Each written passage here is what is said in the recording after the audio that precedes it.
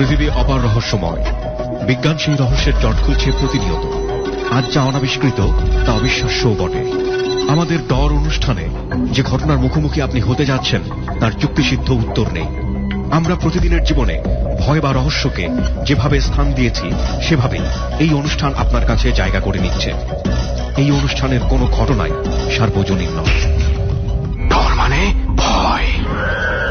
ডর চতুর্থ পর্ব। আপনাদের সবাইকে স্বাগত জানাচ্ছি। আমি আরজে কিবরিয়া। আপনারা শুনছেন এবিসি রেডিও FM 89.2। আমার টিম মেম্বার যারা রয়েছে বরাবরের মতো তাদেরকে আরো একবার পরিচয় করিয়ে দিই আপনাদের সঙ্গে। লোবান, সুমন এবং রেহান। আজকে ডর যে জায়গাটি থেকে আপনাদের কাছে পরিবেশিত হচ্ছে, ইনফ্যাক্ট আমরা বলতে চাই পুরো সপ্তাহব্যাপী ডরের টিম যে জায়গাটিতে বসে কাজ করেছে গভীর রাতে নিশ্চয়ই, সেই জায়গাটি হচ্ছে দিনাজপুরের কড়াইবিল, ধুকুরবাড়ি হাট। অনেকেই আপনারা চিনে থাকবেন। ডর শুরু হবার আগে আপনাদের এই জায়গাটি সম্পর্কে কিছুটা হলেও ধারণা দিতে চাই। তারও আগে ডর সম্পর্কে একটু বলছি। ডর আমরা বলে থাকি, ডর মানে হচ্ছে ভয়। যারা ভয় পেতে ভালোবাসেন, যারা ভয়ের প্রতি আগ্রহী, তাদের জন্য এই অনুষ্ঠান। আমাদের এই অনুষ্ঠানটি বাংলাদেশের বিভিন্ন হন্টেড প্লেসে গিয়ে যারা তাদের জীবনে অধিভৌতিক ঘটনার মুখোমুখি হয়েছেন, আমরা তাদের জীবনের অলৌকিক কথা, অধিভৌতিক কথা আপনাদের কানে নিয়ে আসি।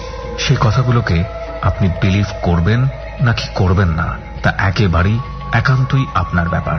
আজকের এই দিনাজপুরের কড়াইবিলের সম্পর্কে যে অধিভৌতিক কথাগুলো শোনা যায়, আমরা সে কথাগুলো আপনাকে বলবো।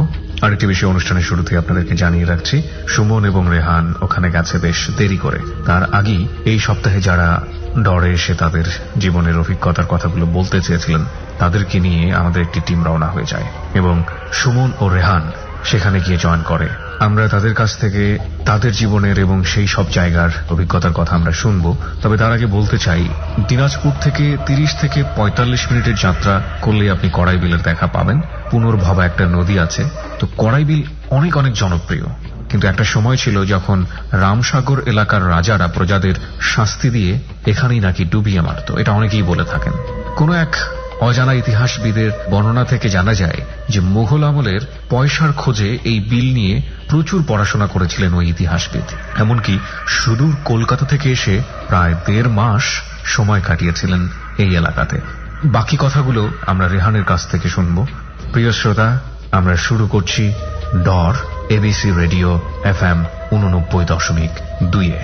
প্রথমেই আমরা সুমন ও রেহানের ঢাকা থেকে যাওয়ার বেশ কিছু ক্লিপিংস আমরা শুনবো। এখানে একটি বিষয় আপনাদেরকে একটু বলে রাখি, সুমন এবং রেহান ডর অনুষ্ঠানের যে কোনো কাজ করতে গিয়ে তাদের অ্যাক্টিভিটিস গুলো রেকর্ড করতে হয়।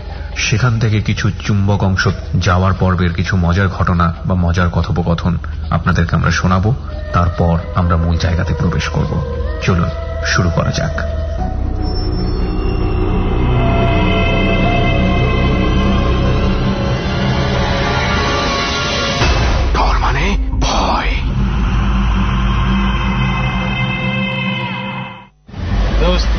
বাস ছাড়তে কেমন সময় লাগবে আল্লাহ জানে। তো 3:30টায় ছাড়ার কথা। তোর কি রুচি বলে কিছু নাই? তুই বাস একটা এমন বাসে ঠিক মতো আমি বসতে পারতেছি। বাস বউও না খাবারও না, রুচির কি আছে আমি বুঝলাম। তো রুচির থাকবে না একটা বাসের এক জায়গায় যাবি উঠবি যাবি গায়ে। মানে কি তুই 8 ঘন্টা 10 ঘন্টা একটা জায়গার মধ্যে বসে থাকবি? 11 ঘন্টা ভালো 11 ঘন্টা বসে থাকবে, একটা সিট ভালো দিতে হবে না?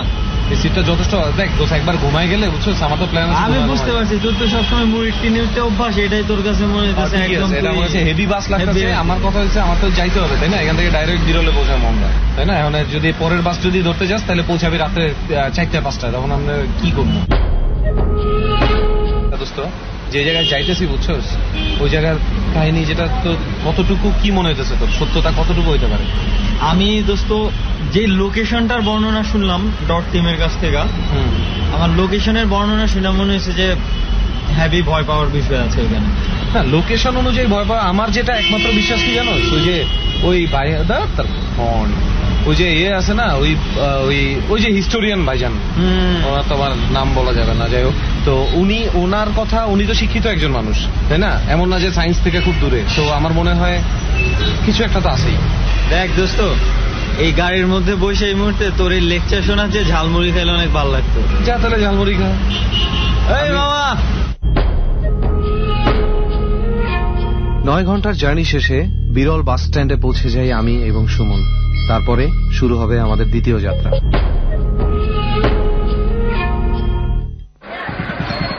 দোস্ত কাহিনী দেখছো, ভিড়ভাড়টা তো কম না, খালি গাড়ি আর ট্রাক একটু কম মনে হচ্ছে দেখাচ্ছে।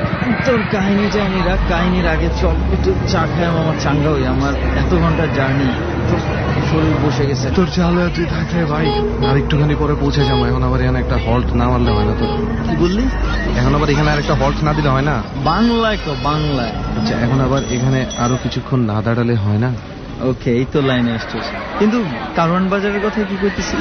কারণ বাজারের মতনই ভিড় বেটা, মানে কি বুঝলাম না, কই যায়? তুই কি ভাবছিস মানে ওই ভিড়ভাড়টা কি সব ঢাকা শহরে আর কারওয়ান বাজারে আছে, আর বাকি সব কি ওই শুনশান নীরব নাকি?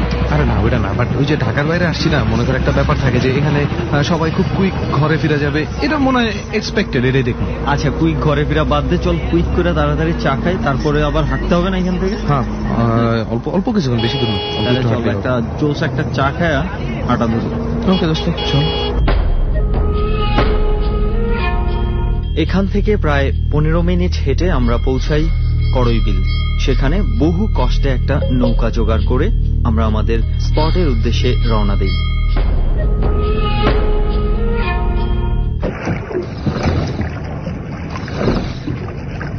মামা আর যাই কস, রাতের বেলা নৌকার মজাই কিন্তু আলাদা। যা বাতাস, উফ, জোস লাগতেছে রে। একদম খাঁটি কথা কইছিস দোস্ত। ওই যে দেখ, আলো দেখা যাইতেছে, দেখছস? ওই ডান দিকে যে, হ্যাঁ, ওইখানেই আজকে রাত্রে মনে কর আমাদের আড্ডা জমবো, বুঝছিস? ওরে বাবা, তো প্রায় কাছাকাছি চলে আসছি। অনেক কাছাকাছি। তাহলে এক কাজ করি, মানে রাতের বেলা দোস্ত আমার মজা লাগতেছে। মাঝি ভাই, একটু ঘুরে টুরে যান না, একটু দূর দিয়ে যান, একটু সময় বেশি লাগায় যান, একটু হাওয়া বাতাস খাই রাত্রের বেলা। ভাই সকালে ঘুরবে ভাই, রাতের বেলা তোমাকে নিয়ে বিপদে ফেলবো কি? কেন, বিপদের কি আছে? কিছু হয়েছে নাকি? কত কিছু দেখান মালিক, বুঝিও না, দেও দেই না। দোস্ত মনে হয় ঠিক জায়গায় আসছি রে মামা। ভাবে তো তাই কয়। এখন করাইবিলের পাশে বসে আছি। এখানের হিস্ট্রি সম্বন্ধে তো তোর আমি আগেই কইছি। আর আমাদের ভাই ব্রাদার যারা আছে আমাদের সাথে, কি অবস্থা ভাইজান? খবর কি আপনার? কি আমাদের কি নাম ধাম কিছু কইবেন না নাকি? ভাই আপনি শুরুতেই পোতায় গেলেন কেন? একটু ভালো করে বলেন, ভয় পাইতেছেন? এর আগে কখনো বিলে গেছেন, হাওড়ায় গেছেন? হ্যাঁ, হাওড়ায় গেছি। তাহলে তো আপনার অনেক অভিজ্ঞতা আছে। তাহলে একটু মানে পোতায় না থেকে একটু খুলে কথা বলুন। গাজীপুরে। আবার একটু বলেন। আমার নাম মহসিন আহমেদ, বাড়ি গাজীপুরে। গাজীপুরে বাড়ি? জি জি। আচ্ছা, ভূত বিশ্বাস করেন? বিশ্বাস আগে করতাম না, কিন্তু আমাদের সাথে যে আচরণটা হয়েছে এরপর থেকে না বিশ্বাস করে পারলাম না। এটা তুই কেমন প্রশ্ন করলি? ভূত বিশ্বাস না করলে কি আসতো আমাদের সঙ্গে? এরপরে আপনার নাম কি? আমার নাম ইবনে ওমর। ইবনে ওমর? বাহ, আপনার নামটা? মোহাম্মদ সবুজ হোসেন। সবুজ হোসেন। জোরে বলা লাগবে। রেহান, তুই তো অলস, একটু মাইকটা ধর আগায় যায়। আমি ধরতে পারব না ভাইজান, একটু নেন না, ওনারা ওমর ভাইয়ের কাছ থেকে নিয়ে বলেন। আমার নাম মোহাম্মদ সবুজ হোসেন। কোথা থেকে আসছেন আপনি? আমি মানিকগঞ্জ থেকে আসছি। মানিকগঞ্জ থেকে? মানিকগঞ্জের বিখ্যাত কিছু আছে? সবই বিখ্যাত। আচ্ছা, আপনিও তো বিখ্যাত, আজকের পরে তো বিখ্যাত হয়েই যাবে। যাই হোক, তো আমার মনে হয় ব্যাপারটা আমি আগে একটু সবাই বলে দিই যে আমরা এই জায়গাটায় কেন আসছি। প্রথমেই যার কাছ থেকে আমরা এখানের অবস্থানটা শুনছি যে এখানে অদ্ভুত কিছু হইতে পারে, সে একজন ইতিহাসবিদ, তার ধর্ম হচ্ছে খ্রিস্টান।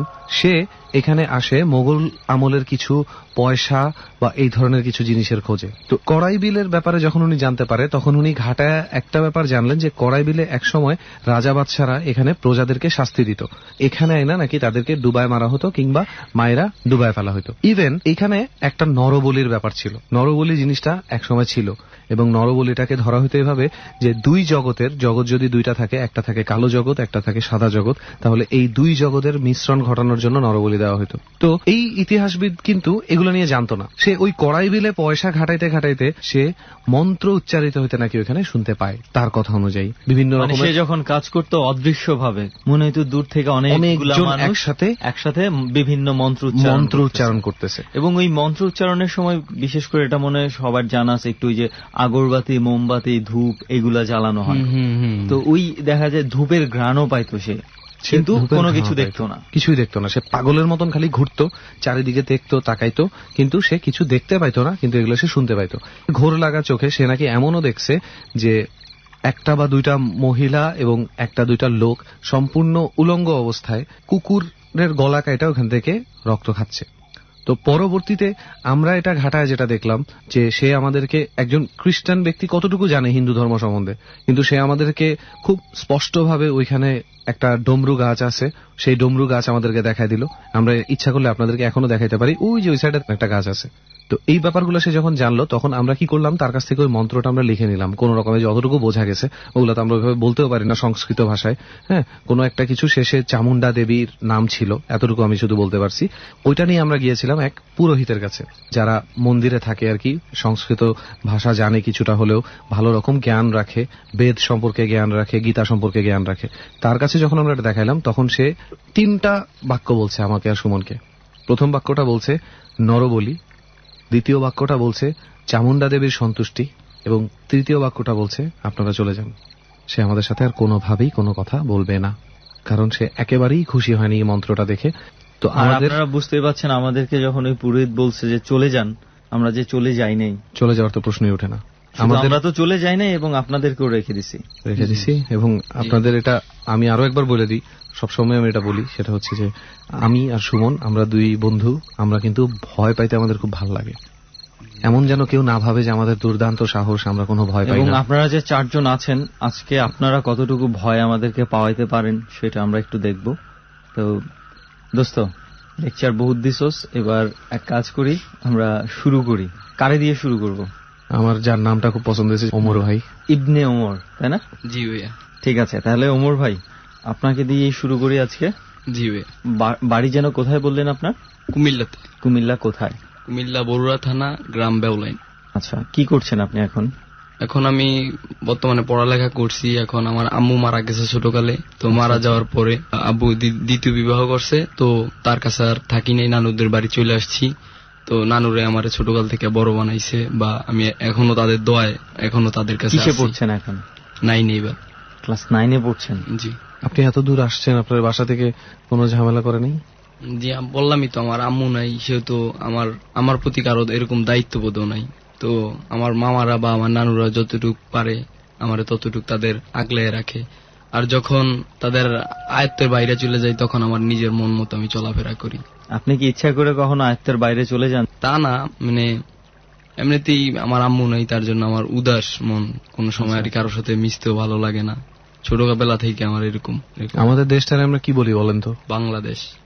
আর এটাকে আমাদের নিজেদের দেশ বলে আরেকটা নামে আমরা ডাকি, মাতৃভূমি। আপনাকে কে বলছে আপনার আম্মা নেই? এভাবে কখনো ভাববেন না। তবে আপনি ওই কথাতে আমরা না, আমি এটা বলতে পারি যে আপনি খুব সাহসী। অনেক এই বয়সে আপনি যেই সাহস দেখাইছেন, সো আপনি অনেক সাহসী একটা ছেলে, এবং আপনি নিজে আপনার অনেক নিজের টেক কেয়ার করতে পারবেন। জি ভাই, আপনারা দোয়া করেন। অবশ্যই। কি ঘটেছিল আপনার? আমার একদিন আমার মামায় বলল যে, আমার সাইকেল ছিল, আমি স্কুলে যেতাম। তো কোন ক্লাসে পড়তেন তখন? তখন আমি পড়তাম, আজ থেকে 2 বছর আগের কথা, তখন আমি 7 পড়তাম। তো একদিন আমার মামা বলল যে, হলুদ আর মরিচের গুঁড়া তো, মানে গ্রামে তো আর প্যাকেট ওইগুলা কিনা খায় না, সবাই ভাঙাই খায়, মেশিনে ভাঙায়। জি, আমার মামা বলল যে যাইয়া হলুদ মরিচের গুঁড়াগুলা ভাঙাই আনো। তখন বিকাল, আমি তার কথা শুনে বললাম আচ্ছা ঠিক আছে যাই। কুমিল্লার কোন জায়গায় এটা? কুমিল্লা বেউলাইন। বেউলাইন, জি। বলছে পরে, তারপর আমি হলুদ মরিচের গুঁড়া সাইকেলের পিছে নিয়ে বাইন্ধা আমি রওনা হয়েছি যে হলুদ মরিচের গুঁড়া ভাঙাবো। আপনি একটু আমাকে বলবেন যে আপনি যে এলাকার কথা বলতেছেন, ওই এলাকাটা মোটামুটি কেমন দেখতে? ওইখানে কি গাছগাছালি বেশি, নীরব এলাকা নাকি সরব এলাকা? বরুড়া তো হলো একটা আপনার শহরের মতোই প্রায়, আর ওই পাশটা হলো আরো একদম মানে গ্রাম। মানে আপনি যেখানে থাকেন? আমি যেখানে থাকি, জি, আমি যেখানে থাকি সেখানে একদম গ্রাম্য বেউলাইন।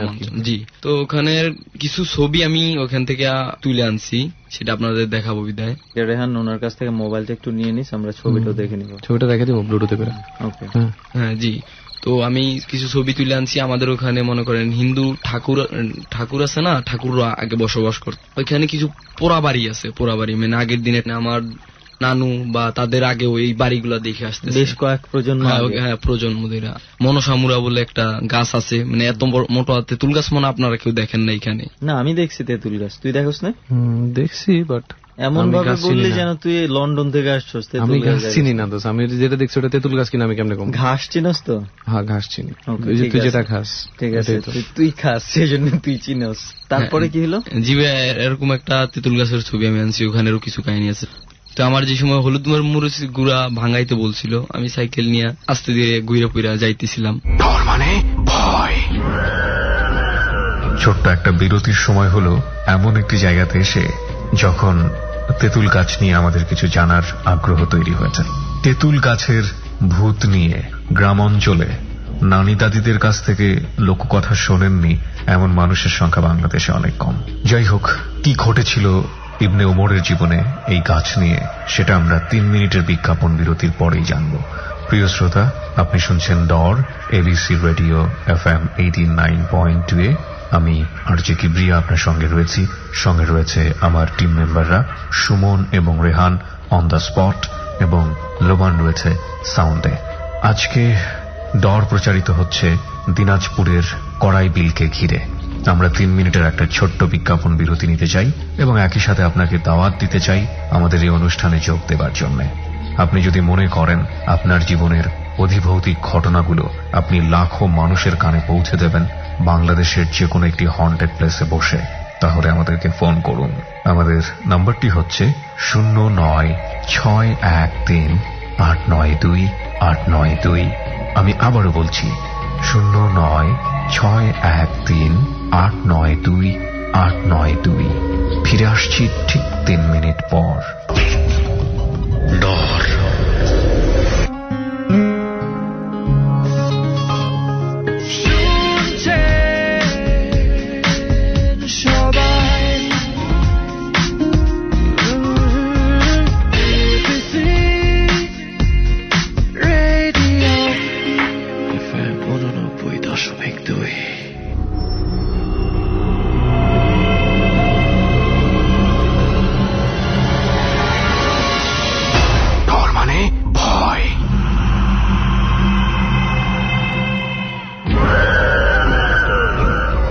স্বাগত আপনাকে আরো একবার ভয়ের রাজ্যে। আপনি শুনছেন ডর এবিসি রেডিওতে। আরজে কিবরিয়া, সুমন এবং রেহান এবং লোবান আপনার সঙ্গে রয়েছে। ডরে এখন যে ঘটনাগুলোর মুখোমুখি আপনি হচ্ছেন সেটা বিশ্বাস করা না করা একান্তই আপনার ব্যাপার। আমরা অনুষ্ঠানের শুরুতেই ডিসক্লেইমারে বলে নিয়েছি এটি বিজ্ঞান সিদ্ধ অনুষ্ঠান নয়। এটি এমন কোনো বিষয় নয় যা সার্বজনীন, কিন্তু যা মানুষের জীবনে ঘটে। কিন্তু প্রশ্ন থেকে যায়, সেই প্রাচীন আমল থেকে শুরু করে বর্তমান সময় পর্যন্ত মানুষের জীবনে যে অযৌক্তিক জিনিসগুলো একের পর এক আমরা বংশ পরম্পরায় প্রজন্ম থেকে প্রজন্ম বয়ে বেড়াচ্ছি, তা কি আসলেই সম্পূর্ণরূপে মিথ্যা? আমরা এই প্রশ্নের উত্তর হয়তোবা আজকের ডরে খুঁজে পাব না, তবে ভয়ের খুব কাছাকাছি আপনাদেরকে নিয়ে যেতে চাই। আমরা আবারও ফিরছি সুমন ও রেহানের কাছে। আরো একবার মনে করিয়ে দিচ্ছি, আজকের এই অনুষ্ঠান চলাকালীন যাবতীয় ডকুমেন্টস আমরা আমাদের ফেসবুকে পোস্ট করব। আমাদের ফেসবুকের ঠিকানা facebook.com/ABC Radio FM 89.2। ডর। আমাদের এলাকার পাশেই সে মিশিংটা আর কি, যেখানে ভাঙানো হয় হলুদ মরিচের গুঁড়া। কোন সময়? তখন মানে সন্ধ্যা আর বিকালের মাঝামাঝি দৃষ্টে, মানে সন্ধ্যাও হবে হবে ভাব। হ্যাঁ, তো আমি তো ভাবছি যে ওইখানে যে ভাঙাইয়া চলে আসবো সাইকেল দিয়ে তাড়াতাড়ি। তো ওইখানে যখন গেছি যাই দেখি যে ওই দোকানটা বন্ধ। তা আমার মনে টার্গেট ছিল আমার সাথে সাইকেল আছে, যেহেতু আরেকটু দূরে 3 কিলোমিটার দূরে হবে আরেকটা এরকম দোকান আছে যে ওখানেও ভাঙানো হয়। আমি আমার সাথে যেহেতু সাইকেল আছে, আমি সাইকেল দিয়ে চলে গেলাম। ওখানে যাইয়া দেখি যে আপনার মানে লোকজন, অনেক লোকজন মানে হলুদ মরিচের গুঁড়া ভাঙাইতেছে, সিরিয়াল আর কি যারে বলে। কি করবো, আমি ছোট মানুষ, কারো উপর দিয়ে কথাও বলতে পারি না যে আমার গুলা ভাঙাই দেন, রাত হয়ে যেতেছে, আমি বাড়ি যাবো। তো সবার যখন শেষ হয়েছে তারপরে আমারে দিছে। তখন দেখি রাত হয়ে গেছে, তখন হালকা হালকা পূর্ণিমার চাঁদ দেখা যাইতেছে আর কি, আলো আছে। তখন আমার একটা কি, আমি ছোটকাল থেকেই সূরা ফাতিহা আর সূরা ইখলাস সূরা, এই 3টা সূরা পড়ে আমি বুকের মধ্যে ফু দিই আল্লাহ আল্লাহ নবীর নাম নিয়ে। আমার আম্মু মারা যাওয়ার আগে এগুলো আমার বই লেগেছে যে এইভাবে তুমি এইভাবে করবা। এগুলা আমি বুকের মধ্যে ফু দিয়া আর সাইকেলের মধ্যে উঠছি। সাইকেল তো লোহা ছিল, লোহার মধ্যে ধরে আবার চালাই যাইতেছি। যখন 1 কিলোমিটার আইসা গেছি তখন মানে এলাকাটা কিরকম যে নিঝুম হয়ে গেল, কোনো বাড়ি ঘর নাই। মানে আপনার এলাকাটা কেমন আছিল? এলাকাটা মনে করেন যে আপনার এক পাশে খাল, এক পাশে রাস্তা, আর এক পাশে বাগান, এমন একটা। কিন্তু ওই রাস্তা দিয়ে বাসও চলাফেরা করে, কিন্তু তখন মাঝে মাঝে চলাফেরা করে বাস। গ্রাম অঞ্চলটা তো আসে না, সামনে স্টেশনে থেমে যায়। আমি সাইকেল দিয়ে যাইতেছি, হঠাৎ মানে আমার গাটা কিরকম যেন একটা ভার ভার লাগতেছে, কিরকম যেন একটা ওজন আমার শরীরের মধ্যে অনুভব করতেছি আমি। আস্তে আস্তে যখন আমি একটা ব্রিজ আছে সেই ব্রিজের আমি কিছু কাহিনী জানতাম না। তো আমি যখন আস্তে আস্তে সেই ব্রিজের দিকে আগাইতেছিলাম, তো তখন আমি দূর থেকে কিছু অনুভব করতে পারি। দেখি যে আপনার একটা মহিলা দাঁড়াই আছে, মানে হালকা ছায়ার মতো, তার চেহারা দেখা যাইতেছে না, আর পাশে ছোট একটা বাচ্চা দাঁড়াই আছে। আমি ভাবছি মনে হয় বাসের জন্য দাঁড়াই আছে বা রাস্তার পাশে দাঁড়াই আছে। হ্যাঁ, কিন্তু যখন আমি আস্তে আস্তে সামনে যাইছি তত দেখি আমার শরীরটা কিরকম জানি ভার হয়ে আসতেছে, আর যত সামনে যাইতেছি একটা বিশ্রী গন্ধ, যে গন্ধটা মানে আপনাদেরকে আমি এখন বুঝাইতে পারবো না। আর একটু সামনে গেলাম, মানে এখন মনে করেন যে একটু দূরে ওই মহিলাটা দাঁড়াই আছে আর একটু দূরে আমি, মানে কাছাকাছি। হ্যাঁ, কাছাকাছি। এখন আমার মানে রাস্তার মাঝখানে দাঁড়াই আছে, চুলগুলা ছাড়া, আর আপনার গায়ের মধ্যে একটা জামা পরা ছেঁড়া বেড়া, আর যে পিচ্চি যে ছেলেটা সেটা আপনার মনে করেন যে ল্যাংটা, একদম ছোট। তো কেমন বয়স হবে পিচ্চিটা মনে করেন হাঁটতে পারে, মানে দাঁড়াই আছে, হাঁটানোর উপযুক্ত আর কি। অল্প বয়স, 3-2.5 এরকম হবে, মানে কালো চেহারা কিন্তু দেখা যাইতেছে না। আমি যখন দেখলাম এই বিষয়টা, তো তখন আমার দিকে মানে কিভাবে জানি আমার দিকে এইভাবে হাত দুইটা বাড়াই আমার দিকে আগুয়ে আসতেছে হাইটা। তো যে আগুয়ে আসতেছে, আমি তখন আল্লাহর নবীর নাম নিয়ে এমন ভাবে একটা চিৎকার দিয়ে আমি মানে আমার খালের মধ্যে ফালাই দেওয়া হয়েছে। আমার মানে পাশে তো খাল, ব্রিজের পাশে আমার ফালাই দেওয়া হয়েছে। আমার হলুদ আর ওই সাইকেল সব খালের মাঝখানে পানির মধ্যে, আর আমি খালের সাইডে পড়ে আছি। তো 2 থেকে 3 ঘন্টা পরে আমার দেখি যে আমি একটা দোকানের মধ্যে, ওই ব্রিজের থেকে অনেক দূর গেলেই সেখানে দোকানের মধ্যে আমি অজ্ঞান অবস্থায় পড়েছিলাম। তখন আমার তারা বললো যে তোমার এখানে পাঠাইছে কে? আমি বলছি যে আমি আসছিলাম হলুদ মরিচ গুঁড়ো ভাঙাইতে, তো আমি ওই দোকানটা বন্ধ পাইয়া এই জায়গা ভাঙাইতে আসছি। তো তারপরে তারা বলল তুমি এই জায়গায় আসছো যে, তোমার গার্ডিয়ান কোথায়, তারা কই? এখন মানে তারা বিবরণটা বলতে চাইতেছে কি আমার সাথে হইতে চাইছিল। মানে আর কি বুঝছিস ব্যাপারটা, মানে ওরা মানে ছোট তো ক্লাস 7 পরে মাত্র, ওরে বইলা ভয় দেখাইতে চাইতেছে না, গার্জিয়ান খুঁজতেছে যে তাদেরকে বলে দিবে যে এরকম এই কারণে হয়েছে। হ্যাঁ, হয়েছে। আর তারাও কিছু ঘটনা জানে যে ওইখানে এরকম কিছু ঘটনা আগেও ঘটছে বা কি কারণে ঘটছে এই জায়গার ঘটনাগুলা। আমি তো আর তখন হাঁটতে পারতেছিলাম না, আমার সবাই মিললাম সাইকেল সহ আমার বাড়িতে নিয়ে গেছে। তো নিয়ে যেয়ে তারা বলছে ওরে আপনারা একলা পাঠাইছেন কিসের জন্য? আমি তো পাশের রুমে, আমি শুনতেছি হালকা, মানে তখন আমি শুয়ে আছি ঘাটের মধ্যে, যে লোকজন নিয়ে আসছে তারা আপনার ফ্যামিলির মানুষের সাথে আলোচনা করতেছে কেন আপনাকে একা পাঠানো হয়েছে। তারপরে ওরা বললো যে সেটা তো আমরা জানি না, আর ওরে তো বলছি এই জায়গাতে ভাঙাইতে, ওই জায়গায় কেন গেছে ও নিজে জানে। তারপরে বলছে যে ভাগ্যিস আল্লাহ পাকের অশেষ দয়া ছিল, তার জন্য বাইচা গেছে। তারা বলছে যে আচ্ছা কি হয়েছে এই জায়গার ঘটনাটা জানতে চাইতেছে। তো বলছে যে ওইখানে আপনার একটা মেয়ের কবর দেওয়া হয়, মানে কবর বলতে কি একটা গাত কইরা ওইখানে মেয়েটার মানে একটা মাটি চাপা যারে বলে মাটি চাপা আর কি। একটা মেয়ে একটা ছেলের সাথে রিলেশন করে আর কি। আচ্ছা, তো রিলেশন করার পরে আপনার মনে করেন যে মেয়েটা আপনার পেটে বাচ্চা হয় আর কি, যারে বলে প্রেগনেন্ট হয়ে যায়। তো বাচ্চা হওয়ার পরে মেয়েটারে ছেলেটা অস্বীকার করে, বলছে আমি বিবাহ করতে পারবো না। তো মেয়েটা সেই কষ্ট সহ্য করতে না পাইরা মেয়েটা বিষ খেয়ে মারা যায়। তো মারা যাওয়ার পরে বিষ খেলে তো পোস্টমর্টম করে, তো পোস্টমর্টম কইরা আপনার যে আনছে, আমাদের গ্রামে অঞ্চলে এইসব লাশে গোসলও দেয় না, জানামাজও করায় না, কাপড়ও পরায় না, মানে যেভাবে আনে একটা গাত কইরা ঢালা মাটি চাপা দিয়ে দেয়। আচ্ছা, ঢালা মাটি চাপা দেওয়া হয়েছে। ওইখান থেকে মনে করেন যে আপনার ওই মেয়েটার আত্মা বা পেতাত্মা যাই হোক, আপনার মনে করেন যে মানুষকে ভয় দেয় বা মানুষের ক্ষতি করার চেষ্টা করে। তার মানে এই ঘটনা অনেক ঘটছে ওই জায়গায়, অনেক ঘটছে। তো আমাদের এলাকারই একজনের সাথে এই ঘটনা ঘটছে। মানে সে আসতেছিল ওই রাস্তা দিয়া, দেখে যে আপনার গাছের মধ্যে একটা মেয়েরে রশি দিয়া ঝুলানো হয়েছে, জিব্বাটা বাইরে হয়ে আছে। তো এই ঘটনা সে দেখা সাথে সাথে সেখানে এসে পড়ে গেছে।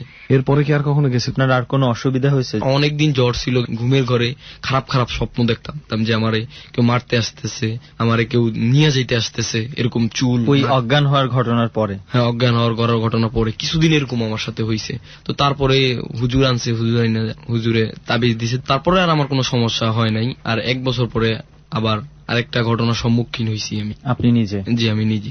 মানে আমাদের এলাকায় তো একটা মনসামুরা আছে, মানে প্রতি বছর হিন্দুরা সেটাতে পূজা দিতে যায়। মানে কি জায়গাটার নাম মনসামুরা? হ্যাঁ, মনসামুরা। ওই জায়গাটার মধ্যে মনসামুরা মানে অনেক বড়, বিশাল বড় একটা তেঁতুল গাছ আর কি। মানে চারপাশে অন্ধকার আর অন্ধকার, মানে যদি আপনি মাঝখানে দাঁড়ান তাহলে আর কিছু দেখবেন না পাশে। ঝালর নামছে? হ্যাঁ, মানে আপনার ঝালর মতো একদম নিচে মাটির মধ্যে এরকম অবস্থা। তো ওইখানের পাশেই আর আপনার ক্ষেত, মানে খেতে আপনার পানি দেওয়ার মতো আর কি মিশিং। আমার এক বন্ধু ওই জায়গার মধ্যে আপনার পানি দেয় ক্ষেতের মধ্যে, একটা সেলুঘরের মতো আর কি, সেলুঘরই বলে। মানে ওই গাছটার চতুর্দিকে হচ্ছে ক্ষেত, আর ওই গাছটা মানে গাছটা থেকে একটু দূরেই একটা সেলুঘর আছে আমার বন্ধুর আর কি। সেই সেলুঘর মানে কি? সেলুঘর হইলো আপনার মেশিন। জি, সেটা আমরা, হ্যাঁ জি, সেটা আমরা গ্রামে সেলুঘর বলি। তো পাশে একটা খাটও দিছে। তা আমরা বন্ধুরা সন্ধ্যার পরে যে ওখানে কিছুক্ষণ আড্ডা দিতাম, লুডো খেলতাম, আমরা প্রতিদিনই ওই জায়গায় আসতাম। তো একদিন আমি সন্ধ্যার একটু আগে আগে সেখানে চলে আসি। আসার পরে হঠাৎ আমার ঘুম চলে আসে আপনার বিছনায়, আমি ঘুমাই যাই। আমি যে কোনো ঘুমের থেকে উঠি, দেখি রাত্র 10টা বেজে গেছে। আরে কেউ আসে নাই, প্রতিদিন সবাই আসে, আজকে কেউ আসলো না। আপনি একাই? আমি একাই শুয়ে আছি, আমার কেউ ডাকও দিল না বা কেউ আসলো না। আসলে তো তারা নিচেই আমার ডাক দিত। তখন মানে আমি আচমকা লাফ দিয়ে উঠি যে আরে কি রে 10টা বেজে গেছে, আমি সন্ধ্যাবেলায় আসছি। তখন আমি বের হই, আমি তাহলে আমি বাড়ি চলে যাই, এখন রাতের 10টা বাজে। তখন এক গ্যাস লাইট আছে না, এক ধরনের গ্যাস লাইট, সামনে আলো জ্বলে আবার আগুনও বের হয়। তো এরকম একটা গ্যাস লাইট আমি আমার সাথে ছিল। তখন আমি রুমের থেকে বের হইতেছিলাম, রুমের থেকে বের হইতে যাইতেছি, দেখি তখন হঠাৎ বিলের আওয়াজ পাইতেছি। আমি একটা বিলের সাথে ঝগড়া করলে যেরকম একটা বাচ্চাদের পোলাবেনের মতো যে একটা কান্নার আওয়াজ আসে, এই জায়গা তো বিলে আসার কোনো কথাই না, এটা বাড়ি ঘরও নাই আশেপাশে। তখন ঘর থেকে বের হইতে যাইতেছি যে বিলে আসতেই পারে, তখন দিয়ে হঠাৎ বৃষ্টি। মানে আমি যে ঘর থেকে বের হবো তার কোনো অবস্থা নেই, মানে গা তো ঝুম বৃষ্টি। হ্যাঁ, ঝুম বৃষ্টি আর কি। বৃষ্টি দেখে আমি আবার ঘরে চলে গেছি যে বৃষ্টিটা একটু থামুক, তারপর বৃষ্টিটা থামলে আমি বাড়িতে চলে যাব। বৃষ্টিটা কিছুক্ষণ পর ঠিকই থামছে, কিন্তু থামার আগে কিছু ঘটনা ঘটছে। সেটা হলো আমি যে ঘরের মধ্যে বসেছিলাম সেই ঘরের টিনগুলা, সাইডের টিনগুলা আর উপরের টিনগুলা মনে হইতেছে যে ভাইঙা চুরে সব আমার গায়ের মধ্যে পড়তেছে। তখন আমার আমার পা গুলা থরথর করে কাঁপতেছিল। তখন আমি কি করব, আমি দরজা খুলে একটা দৌড় দেওয়ার একটা পরিকল্পনা করেছি, দৌড় দিয়ে এখান থেকে চলে যাই, কিছু একটা ঘটতে চলতেছে আমার সাথে। তখন দৌড় দেবো যে এমন একটা বাতাস ওই যে মনসামুরা তেঁতুল গাছটা থেকে আসতেছে, যে বাতাসটার জন্য আমি এক পাও সামনে দিলে আরেক পাও পিছিয়ে যাইতেছি।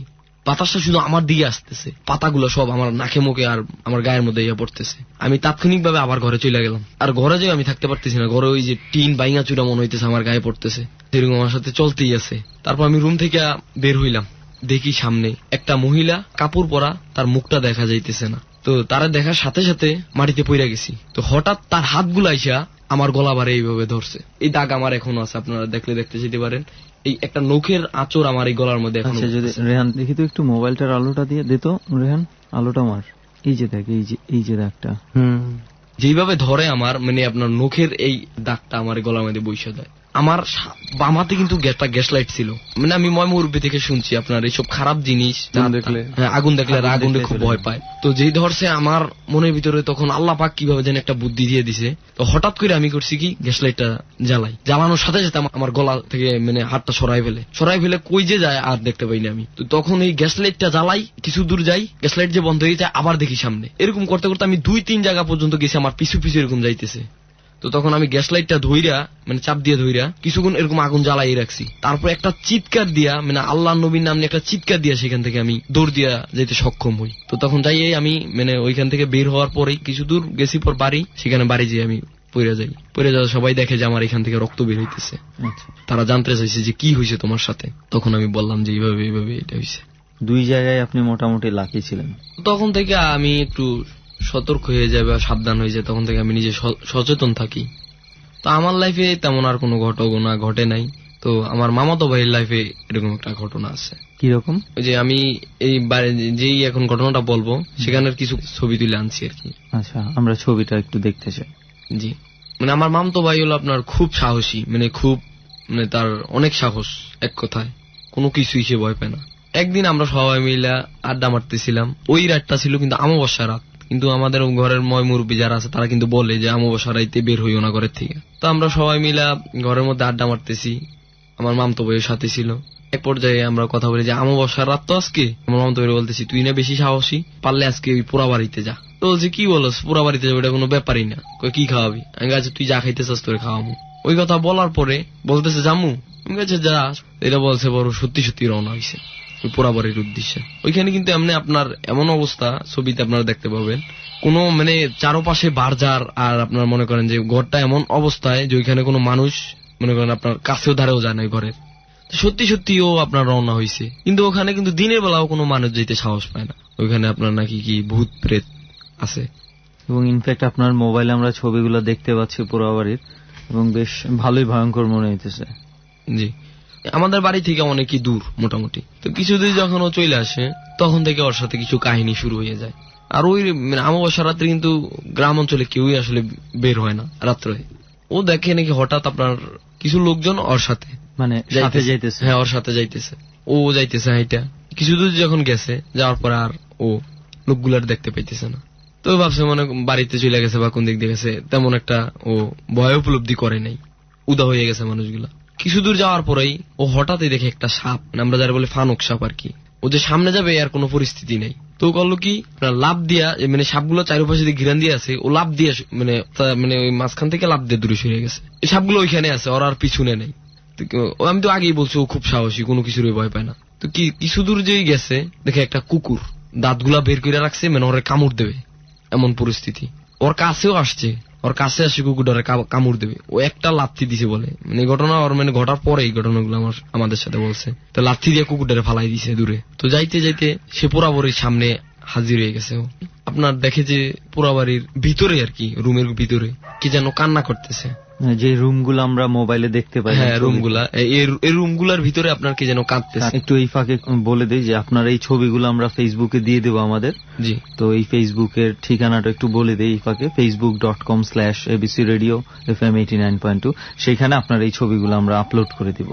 জি, তারপর এই পোড়াবাড়ির সামনে যখন আসছে দেখে যে একটা কান্নার আওয়াজ আসতেছে। ও ভাবছে এত রাত্রে মনে হয় ওই যে আমাদের যে বাজি লাগাইছি, ভাবছে মনে আমরা আগে আগে আইসা যেরকম ভাব ধরতেছি ওর সাথে, মানে ওদের ভয় পাওয়ানোর জন্য বাজিতে হাইরা যায়। হ্যাঁ, হাইরা যায়। তো আস্তে আস্তে দরজার সামনে যখন গেছে দেখেছে না, তখন আর কোনো কান্নার শব্দই আসতেছে না। তো ভিতরে যে যখন গেছে, ভিতরে যাওয়ার পরেই ও বললো আর কি যে ওর চারপাশে নাকি কি যেন আপনার ঘেরাও দিয়ে ধরছে, মানে ও যে কোনো দিক লড়বে চড়বে এরও কোনো সিস্টেম নাই। হঠাৎ করে আপনার ও সামনে দেখতেছে যে একটা মহিলা দাঁড়াই আছে, সাথে লোকজনও আছে কিছু আরো।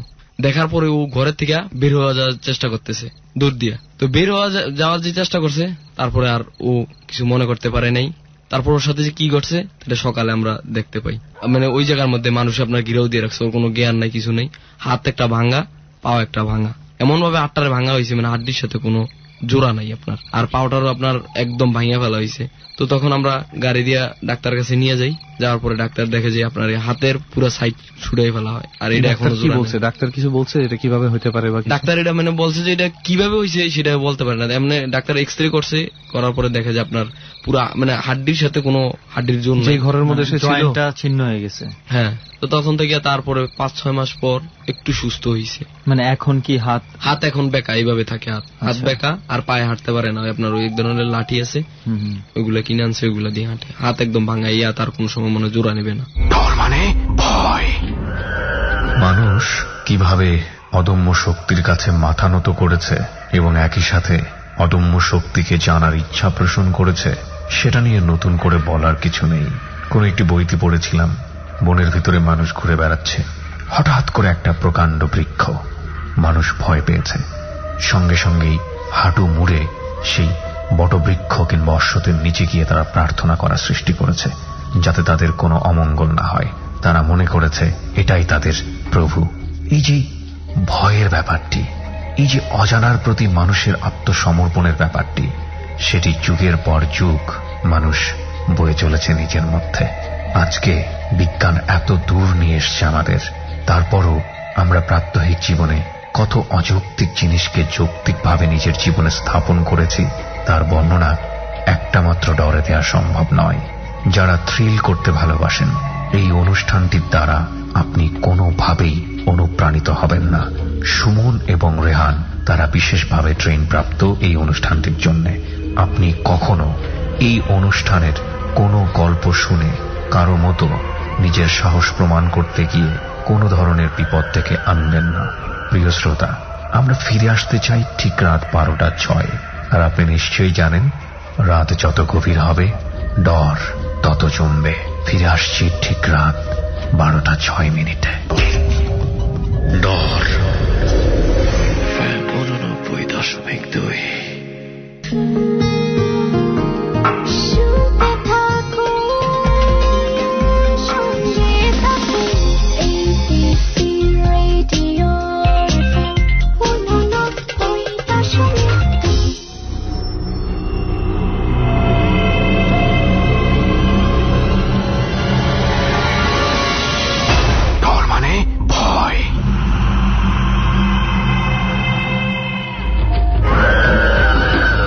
রাত 12:06।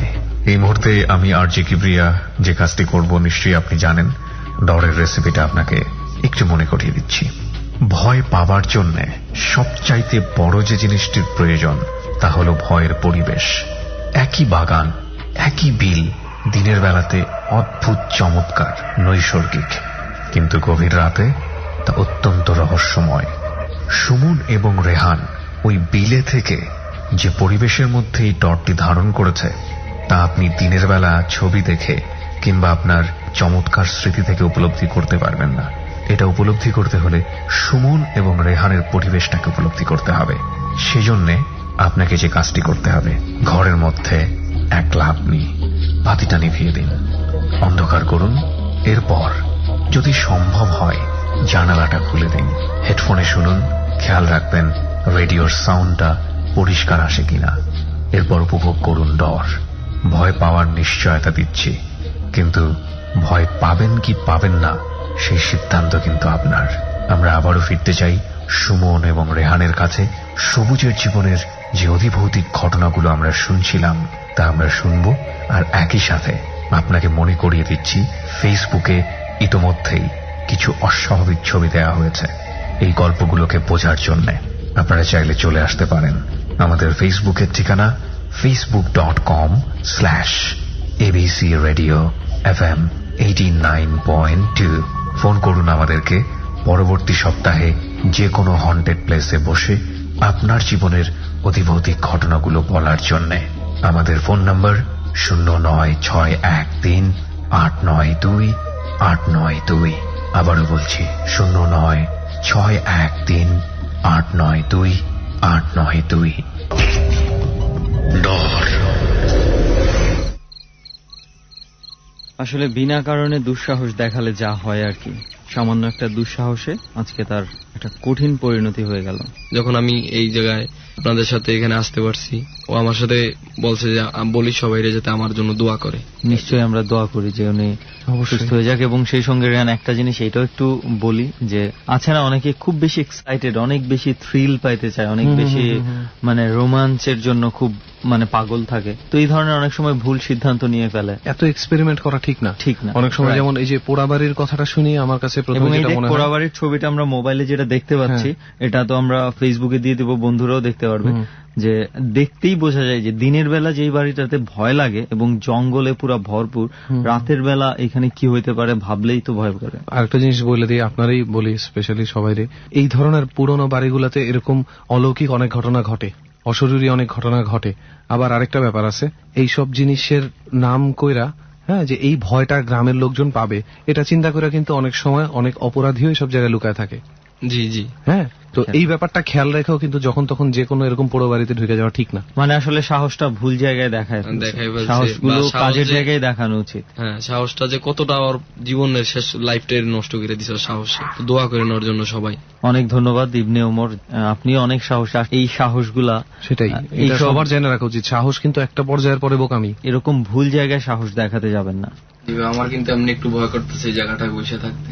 এরকম জায়গায় বসে এই ধরনের কথা শুনলে তো ভয় করারই কথা। আচ্ছা, এবার একটু বলেন তো, আপনারা সবাই তো শুনলেন ইবনে ওমরের ঘটনা, সত্যি করে বলেন তো বিশ্বাস হয় কথাগুলো? হ্যাঁ, অবশ্যই অবশ্যই, মানুষের জীবনে এগুলো ঘটতেই পারে। বিশেষ করে ওনার ভাইয়ের ব্যাপারটা যেটা বললো, ওনার ভাইয়ের ব্যাপারটা হলো উনি অতিরিক্ত সাহস দেখাইছে ভুল জায়গায়। আর বিশেষ করে যখন উনি দেখছে যে ওই রাস্তায় যখন তার সমস্যাটা হয়েছে তখনই তার ব্যাক করা উচিত ছিল। যার একটা জিনিস বলে রাখি, আমরাও তো এখানে যে আছে আমাদের দূরে অনেক কুকুরের ডাক টাক শুনতেছি, শিয়ালের ডাক শুনতেছি, বাট একটু নিজেরা একটু সাবধান থাকি। ঘাড় ঘুরে পিছনে কেউ না চাই, ঘাড় ঘুরে পিছনে না চাইলে কেউ সমস্যা নেই। আচ্ছা, এবার আমরা সবুজ ভাইয়ের কাছে যাই। সবুজ ভাই, আপনার একটু পরিচয়টা ডিটেলস একটু শুনি। কি করছেন আপনি এখন, কোথায় থাকছেন? মানিকগঞ্জে থাকি, মানিকগঞ্জ কৃষ্ণপুরে। এবার ইন্টার পাস করছি। ভর্তি হয়েছেন কোথাও? এখনো মানে হয় না, মানে চেষ্টায় আছি আর কি, মানে অ্যাডমিশনের চেষ্টায় আছেন। আমাদের সঙ্গে এইভাবে ঘুরে বেড়ালে কিন্তু কোথাও অ্যাডমিশন হবে না। কি ঘটেছিল আপনার? আমরা শুনবো, তার আগে শুনতে চাই কবে ঘটছে, কোন সময় ঘটছে। আমি যখন ক্লাস 7 কি 8 মাঝামাঝি সময়, মানে তখন। আচ্ছা, মানে যে এখন তো বর্ষার সব সময়, মানে বর্ষার সিজনে তখন মানে বর্ষা ছিল। সাইডে আমাদের বাড়ির থেকে মানে অল্প একটু দূরেই হবে সরকারি প্রাইমারি স্কুল। তো তো ওই জায়গায় লেখাপড়া করতাম। তো ওই জায়গা থেকেই মানে আমার এক ফ্রেন্ড ছিল, নাম ছিল আওয়াল। আচ্ছা, একসাথে সবসময় কাছাকাছি বাড়ি, একই ক্লাসে পড়তাম, সবসময় একসাথে ঘুরতাম। ওদের বাড়ি ছিল আবার মানে কুমিল্লা, মানে এই জায়গায় এসে বাড়ি করে আর কি। আচ্ছা, মানে অনেক ক্লোজ, মানে আমার আর রেহানের মতো ক্লোজ, আপনাদের মতো ক্লোজ আর কি। আচ্ছা, সব সময় এক জায়গায় মানে খেলাধুলাও করতাম একসাথে, স্কুলে যেতাম একসাথে, দুষ্টামিও করতাম একসাথে। মানে বর্ষার সিজন আসলে নৌকা নিয়ে বিকেলে ঘোরা মজাটা আলাদা, যে মানে সবাই মিলে ঘুরতে। গ্রামের মধ্যে নৌকায় বিকেল বেলা ঘোরাটা বর্ষার মধ্যে আসলে অনেক মজা। বর্ষার সিজন মাঝামাঝি সময় মানে পানি কিছু কমতে ছিল আর কি। আওয়াল আর আমি মানে মাঝে মাঝে মাছ ধরতাম রাত্রে, সবাই মাছ ধরে দেখতাম যে না বড় বড় মাছ পাইছে, লুবই তো যাই। আসলে মাছ ধরার একটা মজা আছে, বিশেষ করে মাছ এই যে কি দিয়ে, বড়শি দিয়ে কিংবা চল বা টেটা এগুলা দিয়ে ধরতে মজা আছে। তুই ধরছস কখনো? না, তুই ধরবি করছিস, তুই তো ফার্মের মুরগি। তারপরে তো একদিন 10টার পরে দুজনে মাছ মারতে যাবো, পরে ওর মানে বিকেলে বলে দিচ্ছে ঠিক আছে আসিস তুই, দাঁড়ায় থাকবি, দুজনে একসাথে যাবো মাছ মারার জন্য। আমাদের ওই জায়গায় মানে একটা বিল আছে, এরকমই বিল, কিন্তু এরকম নির্জন না আর কি, আশেপাশে বসতি আছে। আচ্ছা আচ্ছা। এবং ইনফ্যাক্ট বিলের মধ্যে ভালো মাছ পাওয়া যায়, যেমন এই যে বিলের ভিতরে যে পুকুরটা, এরকম মানে ছোট ছোট পুকুর আছে, কিন্তু এত জঙ্গলে ভরা না। তো ওই এ থেকে মাছ মারতেছি অনেক রাত হয়ে গেছে, প্রায় 2-2.5 ঘন্টা মাছ মারার পর মানে কোনো মাছের কোনো দেখা হইতেছে, মানে কোনো হইতেছে না। আর মাছ না পাইলে চেষ্টা করে যাচ্ছেন মারার, মানে মাছ না পাইলে মাছ মারাটা ভালো লাগে না। পরে এক সময় বললাম যে ঠিক আছে চল তাহলে বাড়ি চলে যাই। ও বললো ঠিক আছে দাঁড়া আর একটু মারি দেখি, যদি হয় তাহলে তো ভালোই। পরে আমি টর্চ নিয়ে দাঁড়িয়ে হয়েছি, আর ওইলো মাছ মারতেছে ইয়েতে। পরে মানে আসার 5 মিনিট আগে একটা মাছ উঠে আর কি ওর জালে। মাছ ওঠার পরে জাল দিয়ে ধরতেছে, জাল দিয়ে। তো বললাম যে তাহলে চল যাই, মাছ তো একটা হইলই, চল। কি মাছ পাইছেন? মানে কার্পু যেটা বলে আর কি, বড় বড় বিলে তো ওই সব কার্পু এগুলা পাওয়া যায় আর কি, প্রায় 1.5-2 কেজির মতো হবে এরকম, মানে অনেক বড় মাছ আর কি। নিয়ে আসতেছি দুজনে, মানে ওদের বাড়ি থেকে আমাদের বাড়ির ডিস্টেন্সটা মানে হাইটে গেলে 5 মিনিট দূরত্ব এরকম। আচ্ছা, একটা মন্দির আছে আমাদের ওই গ্রামের ভিতরে, মানে যে কালী মন্দির যেটা বলে আর কি। ওই একটা বাজারে যাওয়ার রাস্তা, আর একটা মানে ওদের বাড়ি যাওয়ার রাস্তা, একটা আমাদের বাড়ি যাওয়ার রাস্তা, 3টা রাস্তা এক জায়গায় হয়েছে। 3 রাস্তার মোড় যেটা বলি আর কি আমরা। মোড়ের ওই সাইডে বড় একটা বট গাছের নিচে মন্দিরটা। এমনি সন্ধ্যার সময় ওই দিকে মানুষ কমই চলাচল করে, আর তখন হলো রাত 1টার উপরে। তো যখন ওই জায়গায় আসছি, আসা দাঁড়ার পরে ও বলতেছে ঠিক আছে তাহলে মাছ তুই নিয়ে যা। আমাকে বলতেছে না তুই এত কষ্ট করে উঠাইছস, তুই মাছ নিয়ে যা, দরকার আমি যাই কালকে নিয়ে আসবনি, তোমার দেখ নিয়ে আসুমনি, তুই নিয়ে যা। ওরে মানে জোর করে আমি দিয়ে দিলাম যে তুই মাছটা নিয়ে যা। মন্দিরের ওই জায়গা থেকে ওদের বাড়ি যাইতে একটা পুরনো ভিটা পেয়েছে, ওই জায়গা হলো হিন্দু বসতি বাড়ি ছিল। বাড়ির উপর একটা পুরনো মন্দির আছে, বাড়ির নিচে মানে বয়োজ্যেষ্ঠ যারা মারা যায় তারা চিতায় ওই জায়গায় বাড়ি, যার যার জমির উপরে তাদের পুরায় আর কি, ওইখানে চিতা জ্বালায়। আচ্ছা আচ্ছা। তো ওই দিকটা যাইতেছে, যখন ওই চিতাটা ক্রস করছে, ক্রস করার পর ওই ও মানে পিছন থেকে ডাক দেয় আমার কণ্ঠে, যে আমার কণ্ঠ মানে চেনা, কণ্ঠ চেনা, ডাক দিছে ওই আওয়াল দাঁড়া, নাম তো ডাক দিছে, মানে আপনার কণ্ঠে কেউ একজন ডাক দিছে ওই দাঁড়া। ওর পিছনে ঘুরে চাকাইছে, মানে ইয়ে থেকে আমার মানে আমার শুধু আমার কণ্ঠ না, মানে আমার শ্যালোটা যে এরকম মানে একটা ইনিছে পুরো আমি পিছনে থেকে ডাকছে এই দাঁড়া মাছটা দিয়ে যা। ওই তুই এত জোর করে দিয়ে দিলে, আবার তুই এখন কর যে মাছ দিয়ে যা। না না তুই মাছ নিবি কে, মাছ আমার দিয়ে যা, আমি মাথাটা রাইখে দিই, তোর বডি দিয়ে দিই, তুই ওটুক নিয়ে যা, আমি মাথাটা নিয়ে যাই। এই মানে ওর এই কথা বলে, বলতে মাথা নিবি কে লিগে, তুই পুরাটা নিয়ে যা, সকালে আমি নিয়ে আসুমনি। বলছে না না আমার মাথা লাগবে, তুই বডি নিয়ে যা, আমি মাথা নিয়ে যাবো। এই কথা বলার পর ঠিক আছে তাহলে এখন আর কেমনে কাটুম, তুই নিয়ে জায়গা। আমার বন্ধু মাছটা দিয়ে দিচ্ছে, ও তো মাছটা মানে আমার দিয়ে দেবো আর কি এরকম। যে মানে মাছটা নিয়ে আইগে আসছে, তখন মানে বেনিস ও এদিক ওদিক টাকা আর পায় না কেউ, তখন মানে একটু ভয় আছে যে, আর ওই সব জিনিস থাকলে শরীরটা ওজন হয়ে যায় এমনি। ও তো দৌড়ায় বাড়ি গেছে, কিন্তু মাছ রাইখা দেয় না, মাছ হাতে করে নিয়ে দৌড়ায় বাড়ি গেছে। বাড়ি যায় মানে এখন রাত অনেক, ভয় পাইছে ঠিক আছে, কিন্তু আরেকটা কিছু ওর মাথায় কাজ করছে যে এত রাত্রে যদি কেউ ডাক দিই, এমনি তো ভয় পাইছি মায়েরও খাওয়া লাগবে বাড়ি থেকে, এর লেগে কেউ ডাক না দিয়ে মাছটা করছি, মানে যে ধান সিদ্ধ করে যে চারটা ওই জায়গায় মাছটা রাইখা চুপ করে বাড়ির ভিতরে যায়। মানে ঘুম তো পারেই নাই, মানে রাত ধরে খেলে আজে বাজে এটা ওটা দেখছে, আর ভয় পাইছে, কিন্তু কেউ ডাক দেওয়ার সাহস পায় না। তো পরে সকালবেলা ওইটা মানে বেহসের মতো আর কি, কথা বলতে পারে না, খালি ঘুঙ্গাইতেছে, কিন্তু ও ক্লিয়ার করে কোনো কথা বলতে পারতেছে না। ও যখন আর ঘুম থেকে উঠে না, 8টা বাজে স্কুলে যাবো কি রে, ঘুম থেকে উঠে না, পরে যায় দেখেছে এরকম বিছনায় থেকে উঠতে পারতেছে না। খালি ঘুম হইতেছে আর মানে কি জানি বলার জন্য চেষ্টা করতেছে কিন্তু বলতে পারতেছে না।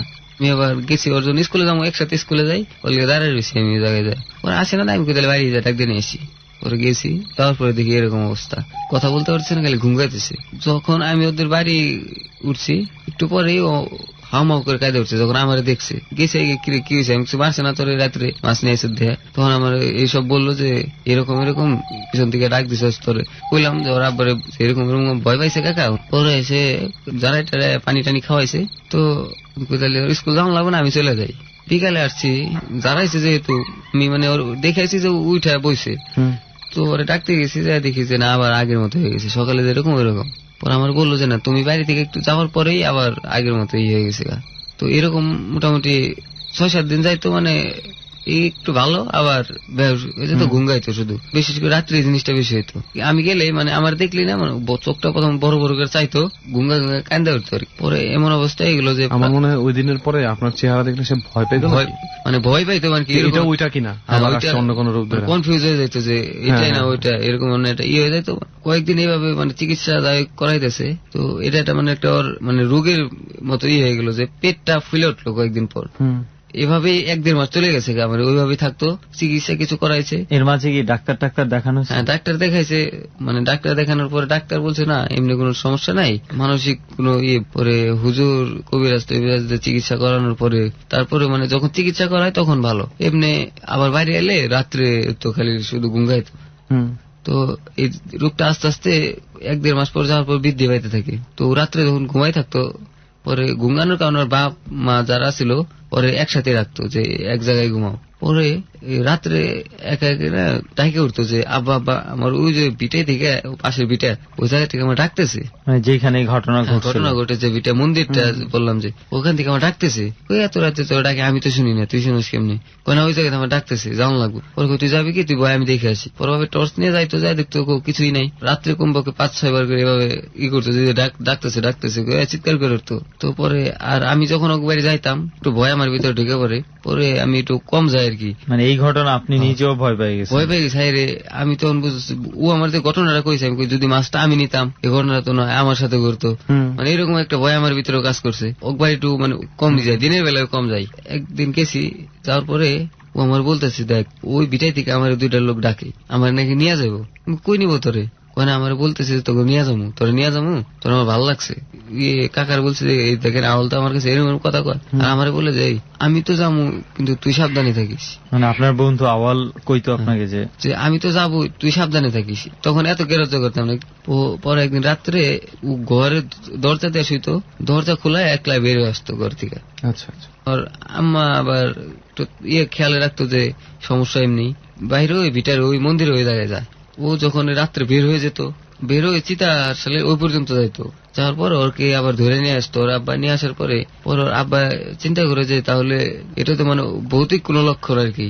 এটা ভাইবা পরে বলে যে তাহলে ফকিরের কাছে নিয়ে যাই, দেখি ওর ঘরে কিছু আচর টাচর করছে কিনা। ফকিরে পরে ওর সাথে যেটা মানে ওর ডিস্টার্ব করতেছে যে জিনিসটা, পরে ওটা মানে হাজির করে ওর উপর আর কি। আচ্ছা, হাজির করার পর মানে পরে ওটা কথা বলতে শুরু করে। পরে ওই জিনিসটা জিজ্ঞাসা যে আচ্ছা তোমার পরিচয় কি, তুমি ওরে এভাবে ই করতেছো কেন, বাচ্চা বলা পান ওর সাথে তুমি এরকম করতেছো কেন? পরে বলে ওই এটা বলে যে আমরা 2 ভাই, বলে আমরা 2 ভাই জমজ, জন্মের সময় মানে মৃত্যুবরণ করে। ওর ওই শ্মশান ওই বাড়ির নিচে বাইরে ওই জায়গায় পুরা আর কি। বলে যে আমরা সবসময় খেলাধুলা করি বিটার এই দিক দিয়া, তো ওরা আমার ডেমায় থুয়ে যায়, মানে আমাকে লাথি দিয়ে থুয়ে যায়। পরে ফকিরে বলে তোমরা তো অদৃশ্য, তোমাকে দেখা যায় না, তোমাকে দেখে না, এর জন্য তোমার লাথি টাথি দিছে। ঠিক আছে যা হয়েছে আমি তোমার কাছে মাপ চাইতেছি, তুমি ওরা ছাইড়া দাও, তুমি চলে যাও গা। পরে বলে না আমি ওরা ছাড়ুম না, ওরে ভালো লাগছে ওরা নিয়ে যাবো। ওর ফুপু যে আছে ওনার বাড়ি হলো কুমিল্লা, ওই জায়গায় থেকে বলে যে আমাদের একটা ভালো ফকির আছে, তাহলে এই জায়গায় না তুমি ট্রিটমেন্ট করাইতে পারো। ওর ভাই ওই জায়গায় নিয়ে যায়, নেওয়ার পরে কোনো উন্নতি হয় না, আর অবনতি হয়, মানে একদম নাজেহাল অবস্থা হয়ে যায়। তখন আর মানে আগে তো উঠতে বসতে পারতো, ওই জায়গায় নেওয়ার পরে আর উঠতে বসতে পারে না। মানে বাড়ি থেকে যত দূরে নিতেছে ওর রূপটা খারাপ হইতেছে। তো পরে আবার বাড়িতে নিয়ে আসে। এরকম ভাবে ও প্রায় 12-13 মাস, মানে 1 বছরের অধিক থাকে। তো একদিন সকালে আমি মানে ঘুম থেকে উঠছি, তখন দেখি আহলের আব্বু আসছে আমাদের বাড়ি। আসার পরে আমার ডাকতেছে পরে আমি গেছি, দেখা করছি ওই দিন সন্ধ্যার সময়। আমার আইবা দেবো না ওই জায়গা থেকে, তুই থাক আমার এই জায়গায় থাক। পরে আবার বলে যে থাকো তুমি, তোমার দিয়ে আসবো আমি একটু পরে। পরে ওই দিন রাত্রে বলতেছে দেখো ওই যে ওই জায়গা থেকে আমার ডাকতেছে, ওই যে দুইজন ডাকতেছে, আমার তো ওরা আজকেই নিয়ে যাবো। আমি কোনে নিয়ে যাবো তোরে? পরে ওরা আবার কইলাম যে এরকম সমস্যা, দেখেন কি জানি কইতেছে পাগলের মতো। পরে ফকির ডাইকে নিয়ে আসে, পর ওইরকম হাজির করা হয়। হাজির করার পরে ওরে বলে যে আজকে তোর রুগী মাইরা ফেলাম আমি। মানে ফকিরে বলতেছে ওই জিনিসটা যে আজকে ওরে মাইরা ফেলাম। পরে বলে যে মারিস না, তোর যা যা লাগে আমি তাই দিব, তাও তুই ওরে মারিস না, ওর সাইডে রেখে যা। পরে বলে যে একটা খাসি আর 1 মণ চাউল দিবি। ঠিক আছে তাই দিব। পরে ওগুলা দেওয়ার পরে মানে 7 দিন ভালো মতো আসিল আর কি, একদম সুস্থ আসিল। 7 দিন মানে আবার হাঁটা চলা করছে, একদম সুস্থ, মানে কোনো নাই, পুরোপুরি সুস্থ। পরে 7 দিন পরে হঠাৎ সন্ধ্যার সময় তোর আব্বু আসে আমাদের বাড়ি, বলে সব আসছে আওয়াল তো আগের মতো হয়ে গেছে, আবার তোমার খালি দেখবার যেতেছে। পরে গেছি, যাওয়ার পরে দেখি যে ওর আব্বা মানে ফকির সবাই ওই জায়গায় বয়ে রয়েছে। পরে আওয়াল হলো ওর আব্বার হাঁটুর উপরে মাথা দিয়ে রয়েছে। পরে বলে যে আব্বা ঠিক আছে আমার একটু মাটিতে নামাই শোয়াও, ওই জায়গায় ভালো লাগতেছে না। পরে মাটিতে নামাই শোয়াইছে। আমার বলে সবুজ আমি তো যাইতেছি গা, তুই ভালো মতো থাকিস। পরে আমি তখন হয়তো গ্যারেজ করে মানে কয়েকবার আমার এইসব বলছে কই যাবো এরকম, মানে প্রায় বলে যে আমি কই ঠিক আছে আমি তাহলে চলে যাম গা, পড়তে হইব কালকে, তাহলে কালকে শুনি। কয় না কালকে আমার পাবি না, আমি কিন্তু যাম গা। ঠিক আছে ঘুমা, খায় দেয় ঘুমা। আসার পর কিছুক্ষণ পরে মানে 1-1.5 ঘন্টা পরে শুনি যে মৃত্যুবরণ করছে। আবার কুলে থেকে শোয়াইছে, মাটিতে শোয়াইছে, তারপরে আর মানে আর উঠে না। কোথায় বাসায় বসে মারা গেছে? হ্যাঁ বাসায় মারা গেছে। পরে শোনার পরে আবার যাই, ছুটে যাওয়ার পরে আমাদের ধর্মে জানাজাটা পড়ার পরে আসার পরে এখন মাঝে মাঝে ও যে মারা গেছে আমার ভিতরে মানে একটা অন্যরকম একটা অনুভূতি ঢুকে গেছে। কি রাত হলে বাড়ি ঘরে থেকে বাইরে এক হচ্ছে অদ্ভুত ভাবে মারা গেছে, আর এক হচ্ছে খুব ক্লোজ ফ্রেন্ড। আর তারপরে মরার পর আমার বলে গেল যে তুই সাবধানে থাকিস, এটা আরো ভয়ঙ্কর। এর জন্য আমার আব্বুরা যে জায়গায় থাকে ঘর থেকে আমার রুমটা একটু ফাঁকে, ওই ঘর থেকে আমার রুমে যাওয়ার মতো সাহস পাইতাম না আমি, এরকম হয়ে গেলাম। তো কিছুদিন যাওয়ার পর আস্তে আস্তে মানে সবকিছু নর্মাল হওয়া শুরু করলো। এই 1 মাস পর এরকম একদিন মানে রাস্তা দিয়ে আব্বু বাড়ি আসছে, মানে কাকা বলে আয় একটু ওইদিকে যাবো ঘুরে আসি। পরে গেছি, যাওয়ার পরে ও বলে যে ঠিক আছে তাহলে কর, তুই বাড়ি চলে লাগা, আমার তো যাইতে অনেক রাত হইব। কিছুক্ষণ ঘোরাঘুরির পরে এক বাড়িতে গেছি, মানে বেড়াইতে, কাছেই হাইটা আসতে হয় এরকম। তখন রাত খুব একটা না, 8:30, আর পল্লীতে 8:30 মানে অনেক সবাই ঘরে ঢুকেছে, সবাই ঘুমে গেছে। ওই যে বাড়িটা গেছি তার সামনে একটা বাস পেয়েছে, শুধু খালি ওই জায়গায় বাস, দিনের বেলাও মানে অন্ধকার থাকে। পরে ওই জায়গাতে আসতেছি রাত্রে আটকা, মানে প্রথম একটা খসমসের আওয়াজ পেয়েছি। আওয়াজ পাওয়ার পরে আমি তেমন কেয়ার করি নাই। পরে একটু আসার পরে ওই থেকে শব্দ ভাই কই যাস, মানে এরকম করে ডাক দিচ্ছে কই যাস, আওয়াজের বয়সে কই যাস। সেটা তার মৃত্যুর কতদিন পরে? প্রায় 1 মাসের মানে কিছুদিন বেশি। বাসঘাটটা কি শ্মশান ঘাটের আশেপাশে? এই মানে বললাম কি 3-4 মিনিট লাগে হেঁটে যাইতে জায়গা থেকে, খুব বেশি দূরে না, কাছাকাছি আর কি এরকম। তারপর কি হলো না, বললো কই যাস। আমি এদিকে তাকাইছি, মানে আমার হাতে কি একটা ছোট টর্চ লাইট আছে, কি মানে ছোট ব্যাটারিতে চলতো আর কি, ওগুলা। বললো কই যাস বলতে আমি এদিকে লাইট ধরছি, কিচ্ছু পাই না। কিন্তু পরে আবার একটা কি আবার লাইট বন্ধ করছি, তখন বললো যে ওদিকে কই যাস, এদিকে আয়, মানে বাজারে ওই জায়গা থেকে শব্দ স্পষ্ট বোঝা যাচ্ছে এদিকে আয়। পরে আমি ওদিকে লাট মারার পরে খসমস মানে শব্দ পাই। পরে ওইভাবে আমি দেরি করি না, মানে দেখি যে আমার শরীর উজা, আমি দৌড়ামো, মানে ওই রকম আমার পাইতেছি না, মানে ওই সামর্থ্য না, মানে পাও বিঁধে গেছে মাটির ভিতরে এরকম। পরে কোন রকম মানে দৌড়ায় বাড়ি আসি, আসার পরে বলি যে এরকম এরকম সমস্যা, এরকম ভয় পাইছি। পরে পানি পয়রা হুজুরে দেয়, পানি টানি খাওয়ায়। তারপরে ইনশাল্লাহ আর কোনো মানে ওইরকম রাত্রে, তারপরে মাঝে মাঝে কি রাত্রে স্বপ্নে দেখতাম যে সিচুয়েশনটা, যে মাঝে মাঝে কেউ বলতো জানলা থেকে কি রে কই যাস বা কি করছ, এরকম মানে ঘুম থেকে রাত্রে না, ঘুমের মধ্যে আপনার বন্ধুর প্রতি ভালোবাসা থেকে এই ধরনের চিন্তা বারবার আসা থেকে এটা হইতে পারে, এটা আমরা ধরে নিতেই পারি। মানে যে ডাকটা আপনি শুনছেন, এই এরকম ডাক আপনাকে আর কখনো দেয়নি? না, মানে ঘুমে না, জাগ্রত অবস্থায়। মানে ওই বাসডারে তো আপনি একবারই ডাক শুনতে পারছেন? একবারই ডাক শুনতে পারছি এই জায়গা থেকে। তখন হলো মানে আমাদের হুজুর ছিল, বলার পরে উনি বলে ঠিক আছে সমস্যা নাই, কিছু নিয়ম কারণ দেয় যেভাবে চলো ঠিক হয়ে যাবে সবকিছু। মাঝে মাঝে আবার কি রাত্রে ঘুমাইতাম, জানলা খুলে রাখছি, বাইরে থেকে না বাইরে উদারে রয়েছে। এরকম মাঝে মাঝে হইতে পারে যে আমাদের কল্পনা শক্তিতে খুব একটা জিনিস ঘুরতে থাকলে আমরা এটা দেখি, এটা হইতে পারে। কিন্তু ওই যে বাস যেটা বললি তুই, যেই ডাকটা শুনছেন আপনি বাসার, ওটা আসলে আচ্ছা, আপনি কোনোভাবে আপনার বন্ধুর মৃত্যুর জন্য ঘুরা পেঁচা নিজেকে দোষারোপ করেন না? এখন দোষারোপ করতে কি, মনে করেন যে আমার বেশি ইটা হয় যে মাছটা আমরা উঠাইছিলাম রাত্রে, মূল কাহিনী হলো ওই মাছটা নিয়ে আর কি। ওই দিন আমার মানে যে চিন্তা ভাবনা যে আর কি ওই মাছটাই হলো মূল সব ঘটনার মূল। আপনার বন্ধু মারা যাওয়ার পরে কি আপনি আর গেছিলেন মাছ ধরতে? না না, আমি এখন আর মাছ ধরতে যাই না, প্রায় এসএসসি পরীক্ষার আগ পর্যন্ত আমি কোনো মাছই ধরি না। ওর এখন মানে অন্যরকম হয়ে গেছে। এরপর আর কোনো সমস্যা হয় না বা কিছু হয়নি? না, আওয়ালের ঘটনার পর তেমন কোনো সমস্যা আমার হয়নি। তো কিছুদিন আগের একটা ঘটনা আছে যেটা মানে আমি বলতে চাই।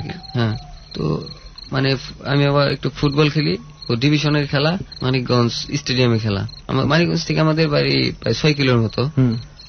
তো খেলাধুলা শেষ, সন্ধ্যা লাগছে ওই জায়গা থেকেই।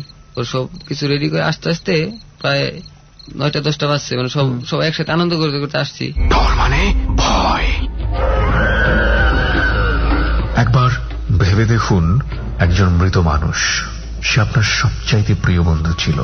মারা যাওয়ার কিছুদিনের মধ্যেই সে আপনাকে আপনার নাম ধরে ডাকছে, এবং তাও এমন একটি জায়গাতে যে জায়গাটি নির্জন অন্ধকার। কেমন একটা অবস্থা হতে পারে? বা সত্যি সত্যি আপনি যদি এখন অন্ধকার ঘরের মধ্যে ডরের রেসিপি ফলো করে আমাদের এই অনুষ্ঠানটি শোনেন, এবং আপনার এই কক্ষের মধ্যে যদি এই ঘটনাটি ঘটে যায়,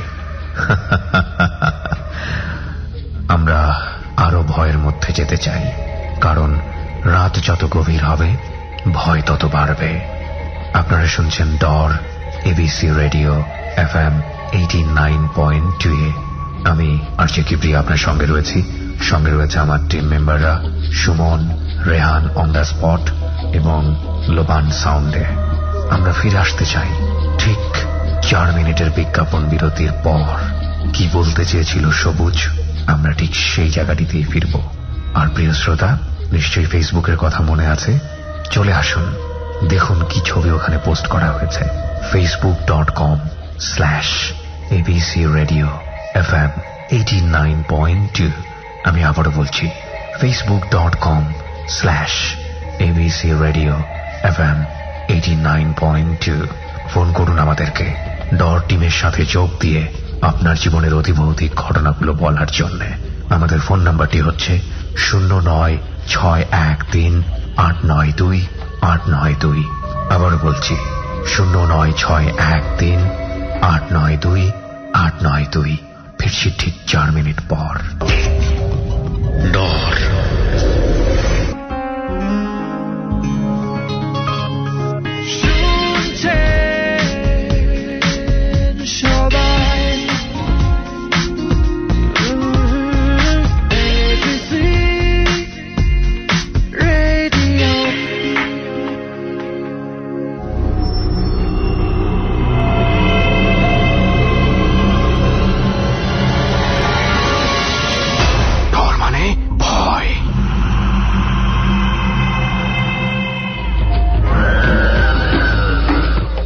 বিশ্বাস কি? খুব মোটা দাগে যদি বলি, যা দেখি তাই বিশ্বাস, অর্থাৎ সিইং ইজ বিলিভিং। কিন্তু আমরা তো জাদুও দেখি, সেখানে দেখি একজন দৃশ্যমান মানুষ কিভাবে অদৃশ্য হয়ে যায়। তাই বলে কি আমরা জাদু বিশ্বাস করব? জাদুর পিছনে নিশ্চয়ই একটা লজিক থাকে। সেটা হয়তো আপনার বিভিন্ন চ্যানেলগুলোতে বিহাইন্ড দ্য ম্যাজিক কি ঘটনা ঘটে সেগুলোতে হয়তো আপনারা জেনেছেন। যা আমাদের কাছে এখন পর্যন্ত অনাবিষ্কৃত, তাই এক অর্থে জাদু। প্রিয় শ্রোতা, আজকে যে ঘটনাগুলোর মুখোমুখি আপনারা হচ্ছেন তা এখন পর্যন্ত বিজ্ঞানের কাছে অনাবিষ্কৃত। হয়তো এমন একটি সময় আসবে যখন এই ঘটনাগুলোর যুক্তিসিদ্ধ উত্তর আমরা খুঁজে পাব। বিশ্বাস কিংবা অবিশ্বাসের প্রশ্নে আমরা যেতে চাই না। আমরা শুধু বলতে চাই আমাদের অতীতের জীবনে কি ঘটেছে, আর সেখানে আপনাকে যুক্ত করতে চাই ভয় পাওয়ার ক্ষেত্রে। আমরা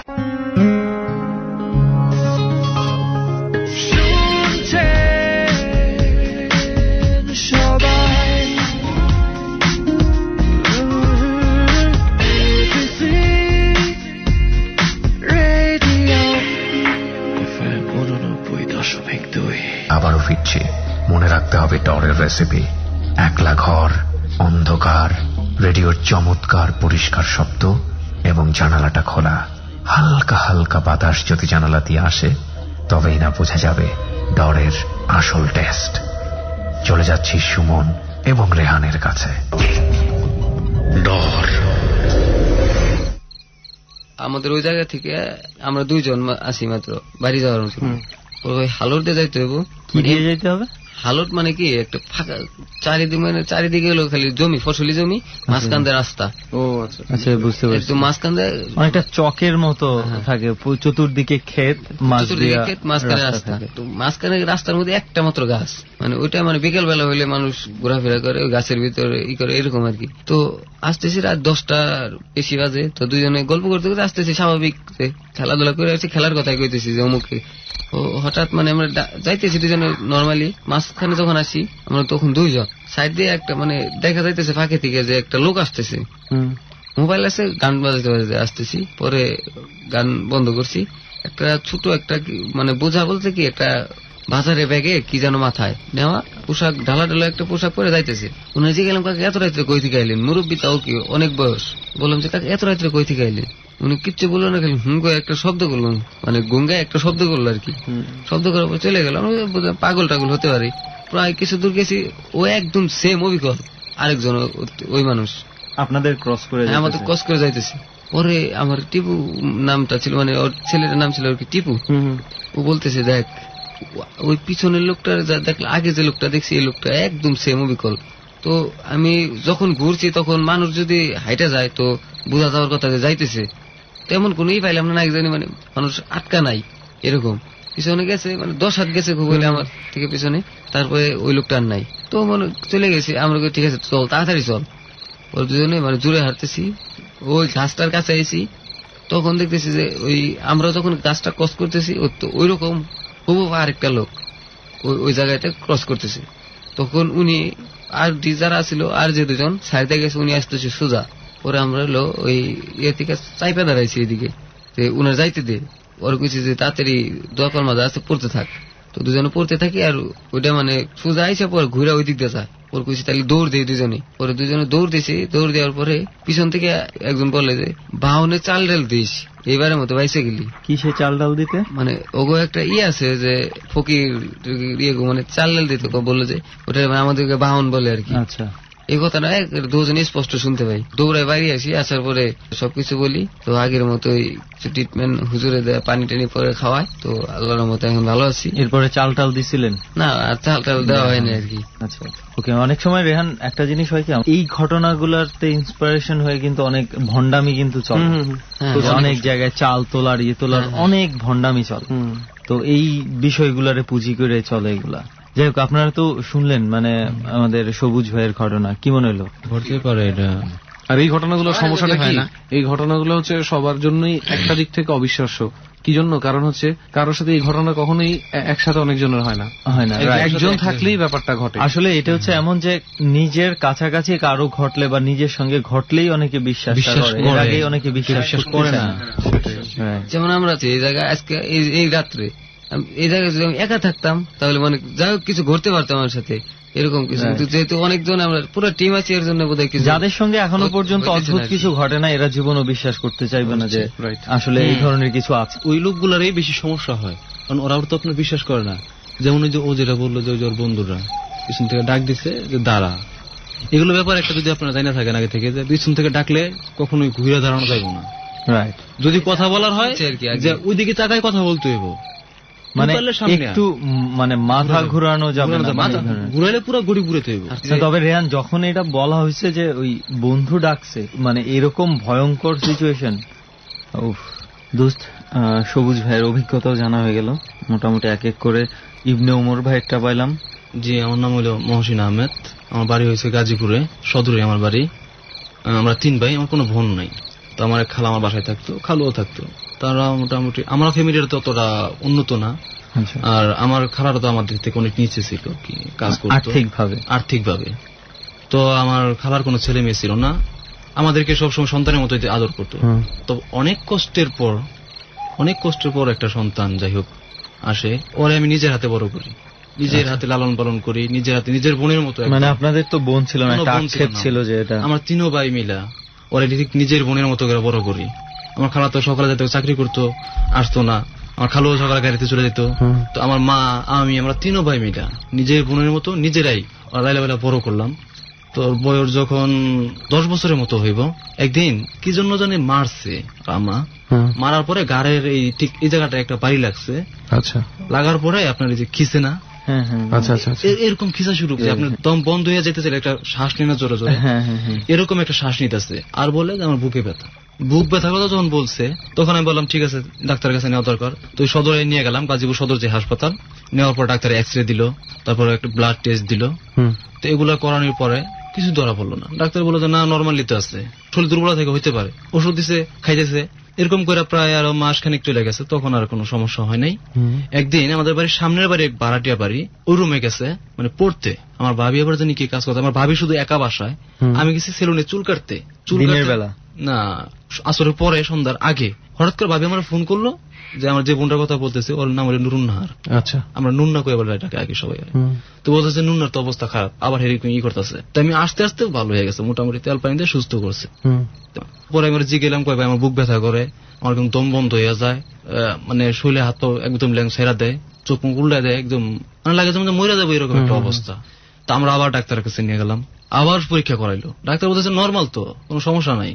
তো এরকম হয়ে যাওয়ার পরে তৃতীয়বারের সময় তখন হয়তো বা প্রায় বছর কাছাকাছি হয়ে গেছে যে এই 2 বার ডাক্তারের কাছে দৌড়াদৌড়ি করাতে। বা প্রথমে আরো এমনিতে আবার এলাকায় যে ডাক্তারগুলো আছে আমাদের, যে আমরা কম্পাউন্ডার যাদের বলি, তাদেরকে ভিটামিন ওষুধ এনে খাওয়াইতাম যাতে শরীরে শক্তিটা মতো পায়। যখন প্রায় বছরের কাছাকাছি হয়ে গেছে, তখন আমার বড় ভাই বিদেশ থেকে দেশে আসছে। আমি চুল কাটতে গেছি, ভাইও বাসায় নাই, ভাবি ওই দিনও একা শুধু বাসায়। আচ্ছা, আমার আম্মা বাহিরে জানি কোথায়। হঠাৎ করে ভাবি দেখতেছে কি, আমার ভাবি তখন একটা প্রেগনেন্ট ছিল আর কি। আমার ভাবির দিকে যে তাকায়, অনেক বড় বড় চোখ করে, সাধারণত এরকম চোখ করে তাকায় না। মানে আপনার বোন? হ্যাঁ, আমার বোন ভাবির দিকে অস্বাভাবিক ভাবে ভয় পাওয়ার মতো হয়ে গেছে। আর যে হা করে, মানে মনে হয়ে যায় মানে একটা আনাম গরু রাস্তায় কিলে ফেলাবে এরকম একটা হা করে। পরে কি করলো, ওই যে খিসে শুরু হয়ে গেল। ভাবিতে ফোন করলো, তখন আমি ওই দিন করলাম কি, আমার চুল মাত্র একটা সাইড কাটছি, সাথে সাথে আমি সেলুন থেকে দূরে বাসায় গেছি। বাসায় যাওয়ার পরে তো আমরা আবার আগে থেকে মোটামুটি আমার নানাহারা অনেক কিছু আয়ত্ত করতো, বা আমার নানিরা বলছে, আমার নানি আমার অনেক কিছু শিখাইছে। তো দোয়া কুনুত এটা পইরা আগে জানতাম যে হ্যাঁ, কাইনাঙ্গুলো যদি আসর হয় তাহলে কাইনাঙ্গুলো হালকা করে ধরলেই বোঝা যায় বোঝে আসর আছে কিনা। তো আমি দোয়া কুনুটা যখন পইরা কাইনাঙ্গুলো ধরার সাথে সাথে যেমন আমার খাইয়া ফেলাইব এমন একটা অবস্থা। মানে আপনার কিরকম একটা বাঘ অথবা একটা যখন বাঘ যখন ধরে শিকারীরে, আপনার কিরকম একটা হিংস্র অবস্থা থাকে না, ঠিক এরকম অবস্থা আমার কাছে লাগতেছে। যখন ওর দাঁতগুলা আরো বড় বড় হয়ে গেছে, আর হাত যে করে মানে আমার খাই ফেলাইতে গিলা এরকম অবস্থা, তুই আমার ছেড়া দে। তখন তো আমি বুঝা ফেলাইছি যে এটা তো ডাক্তারি কাজ করে। তখন কিন্তু 1 বছর চলে গেছে অলরেডি। এর মাঝখানে তার কাজকর্ম সব স্বাভাবিক? হ্যাঁ, মাঝখানে কিন্তু কাজকর্ম সব স্বাভাবিক। একটা দিক আমরা পরবর্তীতে বুঝতে পারছি, ওর যে বয়সটা বাড়ছে, ওর বয়স বাড়ার সাথে সাথে না বুদ্ধিমত্তাটা তো বাড়া দরকার ছিল, কিন্তু ওটা তেমন মানে বয়সের সাথে বুদ্ধিটা বাড়ে নেই। আচ্ছা, ওই দিন আমার বাইরে আমি সাথে সাথে ফোন করলাম। আমার ভাই আবার খুব পরেশগার মানুষ, ভাই আস্তে আস্তে মোটামুটি সুস্থ হয়ে গেছে। আচ্ছা, এর মাঝে যে কি হয় ওইগুলো কিছুই বলতে পারে না। ওই দিন থেকে একটা ঘটনা হয়েছে কি, যে এই যে ও চিল্লাচিল্লি করছে, আমার কামড় দিতে এসে বা এটা করছে, কিছুই করতে পারে না। ও আমার বলতেছে যে সন্ধ্যার আগ মুহূর্তে কবে আমি টয়লেটে গেছি, আমি আর কিছু কইতে পারবো না। আচ্ছা, আপনাদের বাড়ির বর্ণনাটা একটু দেন তো। এটা মানে বাড়িটা কি কোনো মানে কেমন এলাকায়, খুব গ্রামে, জঙ্গল এই ধরনের? আমাদের বাড়িটা শহরের মতোই বাড়িটা। কল কারখানার জন্য যত যেটা সেরা গাজীপুরে উঠে আমাদের এখানে। আচ্ছা আচ্ছা আচ্ছা, মানে আমাদের এখানে ওই যেরকম জঙ্গল টঙ্গল একদম লোকালয়ের মধ্যে। তো পরে আমার ভাই আসছে, ভাই এসে দেখাতে এরকম সুস্থ, মোটামুটি সুস্থ হয়েছে। ও বলতেছে ভাই আমি তো কিছু কইতে পারবো না। ওর এই আঙ্গুল যে ধরছি, ও বলতেছে আমার আঙ্গুল এটা লড়ে নাকি, লাগাইতে পারে না। পরে আমি আমার পরিচিত একজন ডাক্তার আছে, তার সাথে আলাপ করছি। তো যাই হোক, আমাদের আত্মীয় ছিল, খুব নাম করা কবিরাজ, যে গেছে তার কাছে সুস্থ হয়েছে। তো ওরে নিয়ে গেছি, ওরে নিয়ে যাওয়ার পরে তাবিজ দিল প্রায় মাস 2-1 মতো, খুবই ভালো, সম্ভবত 1 থেকে 1.5 মাস। মাগরিবের আজানের নামাজটা শেষ করতো, মাগরিবের আজানের নামাজ শেষ করার পরে আপনার সর্বোচ্চ আধা ঘন্টা, এরপর থেকে যে উঠতো একদম ফজরের আজানের ঠিক 10 মিনিট আগে ছাড়তো। প্রতিদিনের ঘটনা? প্রতিদিন ভাইয়া, মানে উঠার সাথে সাথে ও কি করতো, যে যখন আস্তে আস্তে ওই অভ্যাস হয়ে গেছে গা, তখন আস্তে বুঝতে পারতো ভাই আজকে মনে একটা কিছু হইব, তোমার শরীর ভালো লাগতেছে। তো এরকম করার পরে ও দেখতো কি, যে বড় বড় চুল জড়লা আপনার নখ গুলা মনে হয় যায় হাতের সমান একটা নখ, এরকম একটা নখ মারতে হইতো, জব করতে হইতো, এরকম একটা অবস্থা। এটা কি ও বলতেছে এরকম বলতেছে অলরেডি যে আমার বাঁচাও ভাই বাঁচাও, আমাদের জড়াই ধরে চিৎকার করতেছে, চোখ খুলে নাও। তো এই অবস্থায় এরকম করতে করতে পরে কবিরাজে খবর দিলাম। কবিরাজে কই আমি তো কিছু দেখি না, আমি তো আটকাই ফেলাইছি একটা। তো ওই দিন পরে আবার কবিরাজের কাছে নিয়ে গেলাম। কবিরাজ এই যে চেষ্টা করলো যে একটা রোগীর উপরে ভর করায়, যেটা ওই যে বলছিল যে এই সবুজ ভাই বলছিল যে রোগীর উপরে ভর করায়, রোগীর ভর করাতে চাইছে, প্রায় ঘন্টা 2 চেষ্টা করছে, ওর উপরে ভর আর করাতে পারে নাই। ওর লাস্টে কবিরাজে বললো কি ওই যে কবিরাজের যে এগুলা কবিরাজি করে ওগুলার ডাকলো, কবিরাজ যে জিনগুলা দিয়া কবিরাজি করে, তো ওগুলার সাথে কবিরাজের কথা বলছে। আমরা সিমটম পাইছি যে জিনটা আইছে, আমরা একটু আকার ইঙ্গিত পাইছি অন্ধকার ঘরের ভিতরে কবিরাজের জিনগুলো আসছে, যে আমরা একটু আকার ইঙ্গিত পাইছি যে আসছে। কিরকম আকার ইঙ্গিত বলতে মনে করেন যে আপনার যখন ডাকে তখন যখন ঘরের উপর আসে না, আপনার মনে হচ্ছে টিনের চাল ভাঙ্গা পড়তেছে ভিতরে, যখন পাড়া দেয় যে ঘরের আপনার সিলিং আছে না, কাঠের যদি সিলিংটা থাকে, আমরা কার বলি আমাদের গাজীপুরের ভাষা, কারই বলা হয়, ওটার উপর যখন কাঠের পাড়া দেয় ধুম ধুম করে শব্দ মনে হয় যে ভাঙ্গে ভাঙ্গে পড়তেছে। আমি একটু এই ফাঁকে একটা আমার অভিজ্ঞতার কথা বলি। আমি স্কুলে পড়ি তখন, তো আমাদের গ্রামে একবার নামানো হয়েছিল, একটা ঘরের মধ্যে জিন নামানো হয়েছে। টিনের ঘর ছিল, সব টিনের বেড়া ছিল। তো ওইখানে মনে কর যেটা হয়েছে যে ওই যেই জায়গার মধ্যে নামানো হয়েছে ছোট একটা পিঁড়ির মতো নেয়, ওখানে কতগুলো আসন করে, হ্যাঁ, লাল একটা কাপড় দিয়ে ওটা ঢাকে, মোমবাতি দেয়, আগরবাতি দেয়, ওগুলা দেওয়ার পরে সমস্ত লাইট টাইট, এবং তোর মনে কর এটা মানে একটু গভীর রাতের দিকে করে সেটা। সবাই যারা যারা থাকে ঘরের মধ্যে সবাই একদম সাইলেন্স, সবকিছু অন্ধকার করে দিতে। তো প্রথম দিকে অনেক বেশ সাহস ছিল, আমি কাছাকাছি বসতে চাইছিলাম। তো যখন আসার সময় হয়েছে তখন থেকে কি হলো, মনে কর কোনো ঝড় তুফান কিচ্ছু নাই, ঘরের টিনের মধ্যে এমন শব্দ হচ্ছে মনে হচ্ছে সে টিনের মধ্যে অনেক বড় বড় ওজনের কিছু পড়ছে, এই বেড়ার মধ্যে হয়তো কেউ ভাঙচুর করার চেষ্টা করছে, এমন অদ্ভুত ধরনের একটা অবস্থা। হঠাৎ করে একটা কণ্ঠস্বর, মানে চিকন একটা কণ্ঠস্বর, মানে স্বাভাবিক মানুষের মতো না, এমন একটা কণ্ঠস্বর। যখনই মনে কর এই শব্দটা কানের মধ্যে আসছে, মানে ভয়ে তো পুরো অস্থির, মানে আমার পুরো হাত পা কাঁপাকাঁপি শুরু হয়ে গেছে। তো আমি একজনের সাথে যে বসছিলাম ওনাকে ধরে বসছিলাম, তো এমন কাঁপাকাঁপি আমার শুরু হয়ে গেছে। তো উনি বুঝতে পারছে বিষয়টা, তো বুঝতে পেরে যে জিন নামাইছে উনাকে বলছে, ওই সময়ে জিন চলে গেছে। পরে লাইট টাইট জ্বালানো হয়েছে রুমের, তো আমাকে ওই রুম থেকে বের করে তো আমাকে অন্য একটা পাশের রুমে দেওয়া হয়েছে। তারপরে আবার জিন নামানো হয়েছে। যেই চিকন কণ্ঠস্বরটা আমি ওই দিন রাতের বেলা পাইছিলাম, ওই কণ্ঠস্বরটা আমার এখনো কানের মধ্যে বাজে। এই আজকে মহসিন ভাই যে বলতেছে, বিশেষ করে এমন একটা জায়গার মধ্যে বসে আছি, আবার মহসিন ভাইয়ের এই কথাটা শুনে আমার ওই ঘটনাটা আবার মনে পড়ছে। পরে এরকমই আর কি, এই যে যেটা বললো সুমন ভাই, যে আপনার এই সবকিছু ভাঙ্গা চুরাতে যখন প্রথম পাড়া দেয় তখন লাগে যেমন যে পুরোটা ঘর ভাঙ্গা পুড়ে যেতেছে, এরকম একটা অবস্থা। তো যাই হোক, অত ভয় পাই নাই, আমি আগে থেকে একটু সাহসী। পরে আপনার ওখানে পরে যে জিনটা আসছে, পরে আমরা বুঝতে পারলাম, কথাবার্তা বলছে ওনার অনেকগুলা জিন। যে জিনটা আসছে ও বলতেছে যে আমার পক্ষে সম্ভব না এর হাজির করানো, এ আমার আয়ত্তের বাইরে। যে জিনটা আপনার বোনের উপর বড় করছে, তাদের চেয়ে ক্ষমতাবান, তার চেয়ে ক্ষমতাবান। তখন তো আমাদের মাথা খারাপ হয়েছে, কি করা যায়, নানা বলতাম আমরা।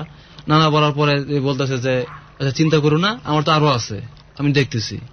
সন্ধ্যার পরে যখন ঘটনা শুরু হয়েছে, আমার বন্ধু ভাইয়ের বন্ধুর গাড়ি আছে একটা, তো ওই ওনার গাড়িতে নিয়ে গেছি আমরা। ওরা যেই কদিন গাড়িতে নিতে যাই, গাড়ি নষ্ট হয়ে যায়, আচ্ছা, কোনো না কোনো কারণে একটা বাধা পড়তেছে। আচ্ছা, আপনার এরকম। পরে ওই কবিরাজ থেকে বাসা থেকে আসছি, আসার পর তো রাত্রে 2টা যখন বাজছে তো আবার একই অবস্থা। ভাইয়া বিশ্বাস করবেন না বললে, ওর উপরে কোরআন শরীফ দিয়ে রাখতাম বুকের উপরে। ও যখন বলতো যে আমার দম বন্ধ হয়ে যেতেছে, তখন ও বুকের উপর কোরআন শরীফ দিলে একটু আরাম পাইতো, বা ওর উপরে আসতো না, চলে যেত, অজ্ঞান হয়ে যেত। তো এরকম করতে করতে এরকম যায়। ওই কবিরাজের পরের দিন কবিরাজ বলে আমি বাসায় আসতেছি, আপনার বাড়ি বন্ধ করে দিন, আপনারা 4টা গজাল আর একটা হাতুড়ি কিনবেন, একদমে আনছি। উনি আসলো, বাড়িটা চারিদিকে বন্ধ করতে হয়ে গেল।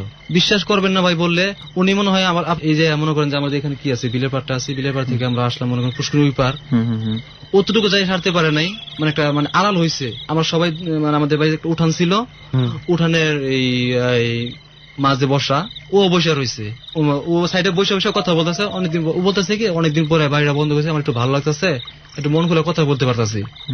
আপনার বোন বলতেছে, আমরা সবাই বসে রয়েছি। পরে হঠাৎ করে এমন এক থাপ্পড় দিল, মানে ওর সাথে সাথে পড়ে গেছে, চিৎকার শুরু করছে। আপনার বোনকে? হ্যাঁ, আমাদের সামনে। আমরা থাপ্পড় দিতে দেখি না, কিন্তু পরে যার গাল থাপ্পড় দিচ্ছে, গালটার সাথে সাথে ফুলে গেছে। মানে হাতের ছাপটা বসে গেছে। ওই যে শুরু হলো ওরা মাইট দেওয়া, সাথে সাথে কবিরাজের ফোন করলাম, না কি বাড়ি বন্ধ করতে গেলেন, ও তো আবার চিৎকার করতেছে, এখন তো সাইড দেন উপর দেয় আমার মারতে, যে ভাই আমার বাচ্চা আমার ধরো, আমার উপর দিয়ে মারতে আসতে রাখতেই পারি না, কি করবো। একজন মানুষের কতক্ষণ আড়াল করে রাখা যায়, কতক্ষণ দূরে রাখা যায় পারছি করে, আমরা তো পারি না। আমরা 3টা মানুষ, আমরা 3 ভাই। আমার খালু যে ছিল উনি মারা গেছে কিছুদিন আগে, আব্বা।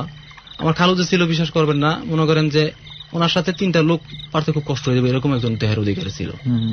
খালু আমরা 3টা ভাই, আমরা এই 4 জনে মিলে ওরা সামলে রাখতে পারি না, এরকম পরিস্থিতি। মানে পরিস্থিতি এরকম যে আপনার শূন্য আঙ্গা যায় না, যে এখন দূরে আঙ্গায় আচার দিব, ঠিক ওই রকম একটা, যে আমরা যেটা দূরে রাখতে ওরা আঙ্গায় আচার দিবই, না পারলে করে চুলো ধরে টানে।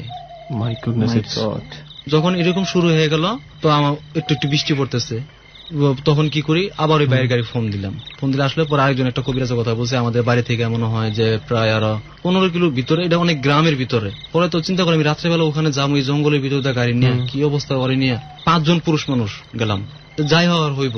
আপনার বোনকে নিয়ে রওনা দিলাম। ওই এলাকার কাছাকাছি যখন গেছি ভাই, বিশ্বাস করবেন না, আমার কাছে লাগতেছে যে এরকম দেখা যাইতেছে, করই গাছ আছে না, রেন্টি করই, এই গাছের রোডের সাইডে এই গাছগুলো লাগানো ছিল, যে গাছের ডাইলবেলা ভেঙে সব রোডে পড়তেছে, মানে রাস্তা বন্ধ হয়ে যেতেছে। ওইগুলো আমরা প্রাইভেট করে যাইতেছিলাম। আচ্ছা, গাড়ি চালাচ্ছিল কে? গাড়ি চালাতেছিল আমার বড় ভাইয়ের বন্ধু। এগুলা কি মানে আপনাদের মনে হইতেছে ভাঙা পড়তেছে না সত্যি সত্যি ভাঙা পড়তেছে? কিছু কিছু পড়তেছে, আবার কিছু কিছু দেখা যাইতেছে এরকম যে গাছগুলা নয়া আপনার একটা রাস্তা বন্ধ করে দিতেছে, আবার সোজা দিতেছে, এরকম একটা অবস্থা। আপনি বাসটা যখন যদি টান দেন, আপনি দেখবেন যে রাস্তাটা বন্ধ হয়ে গেছে, আর ছেড়ে দিলে রাস্তা উঠে যায় না, ঠিক এরকম। আমার বোন কিন্তু প্রচন্ড ভয় পাইতেছে, সে তো চোখ খুলে না। আস্তে আস্তে পরে ওই কবিরাজের বাসায় গেলাম। ওই কবিরাজের তখন গাড়ির মধ্যে কি আপনার বোন অ্যাবনর্মালি ছিল নাকি তখন স্বাভাবিক? তখন স্বাভাবিক ছিল, অনেক ভয় পাইতেছে এইগুলা দেখা। তখন ওই কবিরাজে বললো, ওই কবিরাজে নেওয়ার পরে আচ্ছা ঠিক আছে, এগুলো কোনো সমস্যা হইব না, আমি ঠিক করে দিব। তো ওদিনকে রাত্রে সে তাবিজ দিয়ে দিল, এবং সে একটা বোতলে সে বললো যে আইনে আটকাইছে 2টারে। সে পড়ছিল আসলে বৈশা 2টার আইনে আটকাইছে, 2টা। উনি বললো যে 2টা, এবং এও বললো যে ওর উপরে চালান করা হয়েছে। কেউ একজন করছে, ওর উপরে চালান করছে, ওর উপরে করে নাই, করছিল আমার বাবির উপরে। তো আমার বাবি আবার খুব পরহেজগার, ভাইও খুব পরহেজগার। এইটা ওই বাবির উপরে না পড়তে পাইরা ওর উপরে পড়ছে, বলছে যে আপনার আত্মীয়ের ভিতরে কেউ করছে। আচ্ছা, যাই ওর এখান থেকে বাসায় নিয়ে আসলাম, কবিরাজ বলে আটকাই দিছে, একটা তাবিজও দিয়ে দিছে, আবার কিছু পানি দিয়ে দিছে খাওয়ার লেগা। তখন ভাবিরও দিছে কিছু, তুমি খাইও এটা, তোমার উপরে যে এমনি তুমি যেভাবে চলো নিয়ম কারণ মাইনা, তোমার উপর কিছু করতে পারবো না, তারপর তুমি একটু সেফটি থাকো। পরে নিয়ে আসলাম, বাসায় নিয়ে আসার পরে ওদিকে রাত্রে মোটামুটি ভালো গেছে, একটু ঘুমাইতে পারছি। তো ঘুমের মধ্যেও করতো কি আপনার কথা বলতো। আচ্ছা, ঘুমের মধ্যে ওদের সাথে কথা বলতো, হাত বানার ইশারা দিত, এটা এটা এটা। পরে ও ঘুম থেকে উঠে বলতো, কথাগুলো কি স্বাভাবিক কথা নাকি ভয় পায় কথা? না না, স্বাভাবিক একদম। আমি যে আপনার সাথে ওই কথা বলতেছি, একেবারে হুবহু কথা বলতেছে, হাত নাড়ায় দেখা যাচ্ছে যে এটা কিন্তু ঠিক করতেছো না, তোমরা আমার বান্ধবী এরকম করো কেন। এই বিষয়টা কিন্তু আবার অনেকের মধ্যে এমনিতেও আছে, নর্মাল ঘুমের মধ্যে অনেকেই কথা বলে, ঘুমের মধ্যে মনে হয় যে স্বাভাবিক, এটা আমি ধরে নিয়েছি। কিন্তু এখানে আবার কিছু কথাও যুক্ত করছে, যে তোমরা আমার বান্ধবী, তোমরা আমার এরকম ক্ষতি করতেছো কেন, আচ্ছা আমাদের কত কষ্ট দেয় কেন, এরকম ভাবে বলতেছে। আমার টাকা পয়সা লাগবে না, ও আরে প্রস্তাব অফার করতেছে, তোমার ভাইরা তোমার এত আদর করে, তোমার ভাইদেরকে অনেক টাকা পয়সা দিব, অনেক বড় লোক হয়ে যাবে। পরে ও আবার আমার বলে ভাইয়া যে এগুলো বলে, খবরদার কোনদিন রাজি হবি না। মানে ও ঘুমের মধ্যে কি যেই কথাগুলো বলতেছে কি মনে থাকে, মানে ঘুম বাংলা আমরা শুনতেছি। ও আচ্ছা, আর যে টাকার যে প্রশ্নটা ও স্বপ্নে দেখে, স্বপ্নে দেখায় ওরে যে তোর অনেক টাকা দিব, ওর মারের স্বপ্নে দেখায় যে টাকা পয়সা কোনো কমতি থাকবো না, বাবার স্বপ্নে দেখে একই অবস্থা, মানে ওনাদেরকেও স্বপ্ন দেখায়, ওর মা বাবার স্বপ্ন দেখাইতেছে যে বস্তা করে টাকা দিব, দেখাইছে ওরে। কি চাচ্ছে, বিনিময় কি চায়? ডর মানে ভয়। অনেকেই আছেন যারা এই অনুষ্ঠান শুনতে শুনতে কোথায় ভয়, কিসের ভয়, ভয়কে উপলব্ধি করতে পারেন না। কিন্তু এই অনুষ্ঠানের ছোট্ট একটি অংশও যদি আপনার মাথায় গেঁথে যায় এবং কোন একটি নির্জন অবস্থায় আপনার মনে পড়ে, এই অনুষ্ঠানটির ক্রেডিট আপনি স্বীকার করতে বাধ্য হবেন। এটা আমি একেবারে আমার নিজের জীবনের অভিজ্ঞতা থেকে বলছি। এই অনুষ্ঠানটি করবার পর রাত 2টোর সময় যখন আমি সিঁড়ি দিয়ে উঠি, কখনো কখনো আমার রুদ্ধশ্বাস অবস্থা হয়। আমি জানি এ সবই অযৌক্তিক, কিন্তু ভয় পাওয়াটা যৌক্তিক। এই ভয়ের কাছাকাছি যাবার চেষ্টা করছে ডর। প্রিয় শ্রোতা, রাত অনেক গভীর হয়েছে। গ্রামে যারা শুনছেন তাদের জন্য বেশ গভীর রাত। রাত 1টায় ফিরে আসবো আমরা আবারও। ডরের আসল খেলা শুরু হবে তারপর। আপনারা যদি ডর টিমের সাথে পরবর্তী সপ্তাহে আপনার জীবনের অতিভৌতিক ঘটনা বলার জন্য যোগ দিতে চান, ফোন করুন আমাদেরকে 09613892 892 এই নাম্বারে। আবারও বলছি 09613892892 এই নাম্বারে। ফিরে আসছি ঠিক রাত 1টায়। ডর।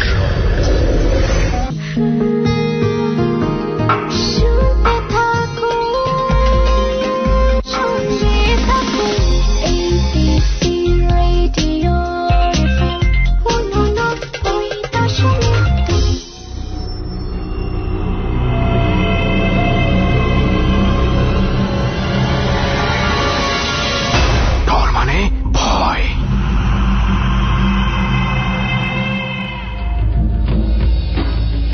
রাত 1টা বেজে গেছে। সবাই শুনছেন ডর, এবিসি রেডিও FM 89.2 এ। আমি আরজে কিবরিয়া আপনার সঙ্গে রয়েছি। আমার এই অনুষ্ঠানটির বয়স মাত্র 4 সপ্তাহ, অর্থাৎ ডরের 4র্থ পর্ব শুনছেন আপনারা। ইতিমধ্যে আপনাদের কাছ থেকে যে পরিমাণ সাড়া পেয়েছি তা নিঃসন্দেহে অনেক বেশি উৎসাহের। ধন্যবাদ জানাতে চাই আমার টিম মেম্বারদের এবং যারা ভয় পেতে ভালোবাসেন তাদের।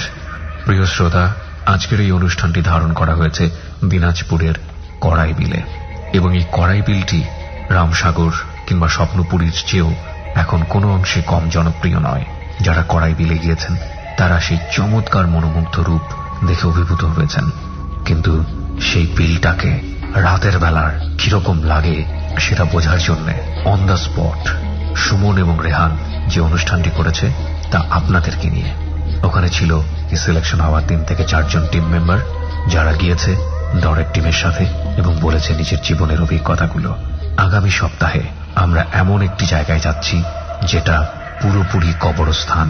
ইতিমধ্যে দেশের শীর্ষস্থানীয় একটি দৈনিক পত্রিকায় এটি নিয়ে রিপোর্ট হয়েছে। আমরা সেখানে বসে ধারণ করতে যাচ্ছি আমাদের অনুষ্ঠানটি। যদি আপনি এই অভিজ্ঞতার মুখোমুখি হতে চান, ফোন করুন আমাদেরকে। ফোন নাম্বারটি হচ্ছে 09613892892। আমি আবারও বলছি 09613892892। এবং আজকে যেসব ঘটনার বর্ণনা এসছে সেটার প্রাসঙ্গিক প্রমাণ, এবং যদি সত্যি সত্যি কিছুটা হলেও ঘটনাটাকে একটু দেখার মধ্য দিয়ে অনুভব করতে চান, তাহলে চলে আসুন আমাদের ফেসবুকে। আমাদের ফেসবুকের ঠিকানা facebook.com/ABC Radio FM 89.2। আবার বলছি facebook.com/ABC Radio FM 89.2। চলুন আবারও চলে যাই সুমন এবং রেহানের কাছে। ডর। বিনিময় কি চাই এটা তখনও বলে নাই। পরবর্তীতে আপনার কি হইলো আমাদেরকে বললো এই কথাটা বলার পরে কিছু খবরদার তুই কিন্তু রাজি হবি না, কারণ সেটা যদি ওর উপরে রাখতাম তাহলে কোনো চেতাচেতি নেই, কোনো কিছু নেই, হয়তো বা ঘুমাই থাকতো, দাঁত লেগে যেত গা, চুড়ালে পরে একটু মোটামুটি সুস্থ হইতো, কথা বলতে পারতো। ওই দূর থেকে আপনার ডর দেখাইতো। যেমন ও বলছে একবার আমার বলতেছে, জাফরা ধরে বলতেছে ভাই আমার বাঁচাও, আমার কামড় দিয়ে পাইতেছে। কি ব্যাপার তোর কামড় দিতে? বিশ্বাস করবো না, এত বড় দাঁত আমি জীবনও দেখি নাই। যাই ওই কবিরাজের কাছে আসার পর থেকে ওদিকে রাতটা মনে করেন আমরা মোটামুটি আরাম একটু ঘুমাইতে পারছি। তো কবিরাজে একটা বোতলে পানি বইরা দিছে, যে ও যেখানে বলে, যেমন দেখাইতো ভাই যেন বইয়া রয়েছে, যে আমাদের ঘরে কোনায় বসে রয়েছে বা ওই ঘরের চালে বসে রয়েছে, এরকম দেখাইতো। দেখানোর পরে বলতো যে তাহলে তুমি সারা ঘরে পানি ছিটাই দিবা, পানিটা ছিটাই দিবা, আর এই পানিটা ওরা খাওয়াইবা, পানি শেষ যাতে একবার না হয় মিশাই খাওয়াইবা। তো এরকম করতাম, ভালোই হইতো। পরের দিনে ভালো গেছে, নামাজ পড়লাম, শুকরানা নামাজ পড়ে সবাই দোয়া করছি আমরা হয়তো আল্লাহ মাফ করতে পারে। কিন্তু ওই দিন মাগরিবের আজানের ঠিক 10 থেকে 15 মিনিট পরে আবার তো শুরু হয়ে গেছে একই অবস্থা। তখন ভাই বাড়িতে আমরা সবাই বাড়িতে এরকম করতে করতে আপনার কি দিয়ে শুরু হলো? তখন প্রথমে সিম্পলটা কি, ও কথা বলতেছে আমাদের সাথে, আমরা বুঝতেছি যে ওই কথা আমাদের বোনই কথা বলতেছে, কিন্তু অরিজিনালি আমাদের বোন না। এটা কিভাবে ও ওর উপরে ভর করে আসে। এটা পরবর্তীতে যখন আপনার ওর জ্ঞান ফিরে পরে বলে হয়তো আমি তো ওখানে ছিলাম, আনাইলাম কেমনে বা এরকম করলাম কেন, কিন্তু এর মাঝেও আমাদের সাথে অনেক কথা বলছে, অনেক কিছু আপনারা বুঝতে পারেন না, আমরা বুঝতে পারিনি, ও বলতে পারে না। পরে হঠাৎ করে চুলো ধরে টান দা ঠাস করে বাড়ি মারলো আর কি, আপনাদের এই ওয়াল আছে, ওয়ালের সাথে বাড়ি মারতে তখন তো চিৎকার শুরু করে দিয়েছে ব্যথায়। তারপর আবার করলো কি দূর থেকে ঢিলা মারে চলে যেতে, যে জায়গায় পরে আমরা দেখি না, কিন্তু যে জায়গায় পরে যে দেখায় ওই জায়গা ফুলে যায়, এরকম একটা অবস্থা। তো এরকম অবস্থা চলতে চলতে পরে কবিরাজের ফোন দিলাম, কবিরাজ না আমি 2 আটকায় রাখছি, কিভাবে যাইবো? পরে ভাই আবার খুব চেতাই গেল, কি আপনি আটকায় রাখছেন ঘোড়ার ডিম, এগুলো তো আবার এই অবস্থা শুরু করে দিছে। ওদিকে রাত্রে ভাই সারা রাত ঘুমাই নেই, এই ওরে যায় নামাজ দিয়ে নিয়ে কোরআন শরীফ নিয়ে সাথে বসে রয়েছি, ঘুমাই নেই। পরের দিন আবার তোর মাথায় টার্গেট হইলে সন্ধ্যা পরে তুই উঠবো, এখন সারাদিন কবিরাজ খুঁজতে হইব, সারাদিন কবিরাজ খুঁজতেছি, ভালো কোনো কবিরাজ পাই না। পরে ওই পরের দিন রাত্রে আপনার মাগরিবের আজান ওদিন রাত্রে আমাদের এলাকায় ওয়াজ মাহফিল ছিল। তো আমরা ভাবলাম আজকে বাড়ির পাশে ওয়াজ মাহফিল, এরকম একটা আয়োজন, আজকে কিছুই হইব না, আবার বৃষ্টি পড়তেছে, ওই কোনো কিছুই মানলো না। ওই দিনকে কি শুরু হলো জানেন, আগে তো কোরআন শরীফ দিলে মানতো, এর মাঝে আবার একটা ঘটনা থেকে গেছে। এটা উঠলে প্রথম দিক দিয়ে আপনার যে গরু হাড্ডি আছে না, গরু হাড্ডি যদি দিতাম না চলে যেত গা, নাকের কাছে দিলে চলে যেত। তো লাস্টে দেখে আপনার গরু হাড্ডি কামড় দিত, গরু হাড্ডি কামড় তো বসে থাকতো, মানে তখন আর গরুর হাড্ডি কাজ হইতেছে না। তো ওদিন ওয়াজ হইতেছে, তো ভাবলাম যে আজকে মনে হয়তো বা কিছু হইব না, তো ওই দিন তো আরো বেশি। তো আল্লাহর কি মর্জি, ওই দিনকে আবার আমাদের যে ওয়াজ বৃষ্টির কারণে স্থগিত হয়ে গেছে, অনেক বৃষ্টি পড়ছে। তারপর আপনার এর ভিতরে যে ঘটনাগুলো বলতেছি, এর ভিতরে আমাদের আশেপাশের মানুষ কিন্তু আমাদের বাসায় আসতেছে না। আচ্ছা, আমাদের যে বিপদটা, মানে ওরা কি মানে ইচ্ছে করে ভয়ে আসতেছে না, যদি এই বাসায় যায় যদি কিছু আসর করে। কিন্তু আমাদের বাসায় এর আগে কখনো এরকম হয় নাই, বা আমাদের অন্য কারো এরকম সমস্যা হয় নাই, শুধু আমার এই বোনটার উপরে একটা নজর পড়ছে। এই ওদিনকে রাত্রে পরে দুটা হুজুর আসছে, হাবেজ সাহেব, আমাদের মসজিদ ইমাম সাহেব, আরেকজন হাবেজ সাহেব। সে আসলো, সে আসার পরে তো দেখতেছে এই অবস্থা, দেখার পরে তার সামনেই ওরা মেরে ধরতে, ওরা মারে, ঠাস করে থাপ্পড় মারে, চুল ধরে টান মারে, এরকম একটা অবস্থা। ও তো খালি চিৎকার পারে যে আমার মারতেছে, আমার বাঁচাও, আমার মেরে ফেলাইতেছে। তারপরে আপনার কি হইলো, এই হুজুরের চেষ্টা করলো, অনেক পারলো না। যে হাবেজ সাহেবটা ছিল সে বললো আমার জীবন আমি এরকম পাইনি কোনো জায়গায়। তো সকাল হয়ে গেছে, ফজরের 10 মিনিট আগে তো এমনি ভালো হয়ে যেত, এরকম পরে আবার তো সন্ধ্যাবেলা উঠবো, এরকম চিন্তা করছি কি করা যায়।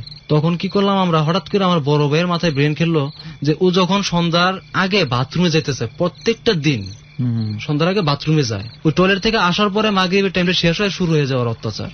আচ্ছা, তো আমরা একটা কাজ করে দেখি, তো ওরা বাথরুমে না যায় দেখি কি হয়। আর বাথরুমে যেতে দেবো না সন্ধ্যার আগে, যেতে চাইলে তাকে হুবহু সন্ধ্যার আগে বলতেছে আমি বাথরুমে যাবো, বা যাইবার নিজে কেউ বলে নাই। তখন আমার বড় ভাবি বলতে চাই তুই দাঁড়া, তুই ঘরে যা।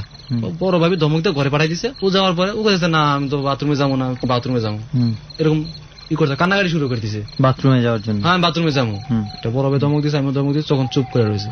তারপরে আপনার ওদিনকে শুরু হইলো কি, ওর উপরে তার আসে না, দূর থেকে ঘরে চারে ঢিলা দেয়। মানে ওই দিন আপনার বোন স্বাভাবিক আছে, ভয় পাইতেছে, ওরা খুব ভয় দেখাইতেছে যে আপনার এই আশেপাশে থেকে ভয় দেখা, খুব ভয় দেখাইতেছে। মানে ভয় কি এরকম, মানে ও চোখ খুলতো না, ওরা যদি মোবাইলে একটা ছবি দেখাচ্ছে না, ও ছবির মধ্যে এসে উঠতো।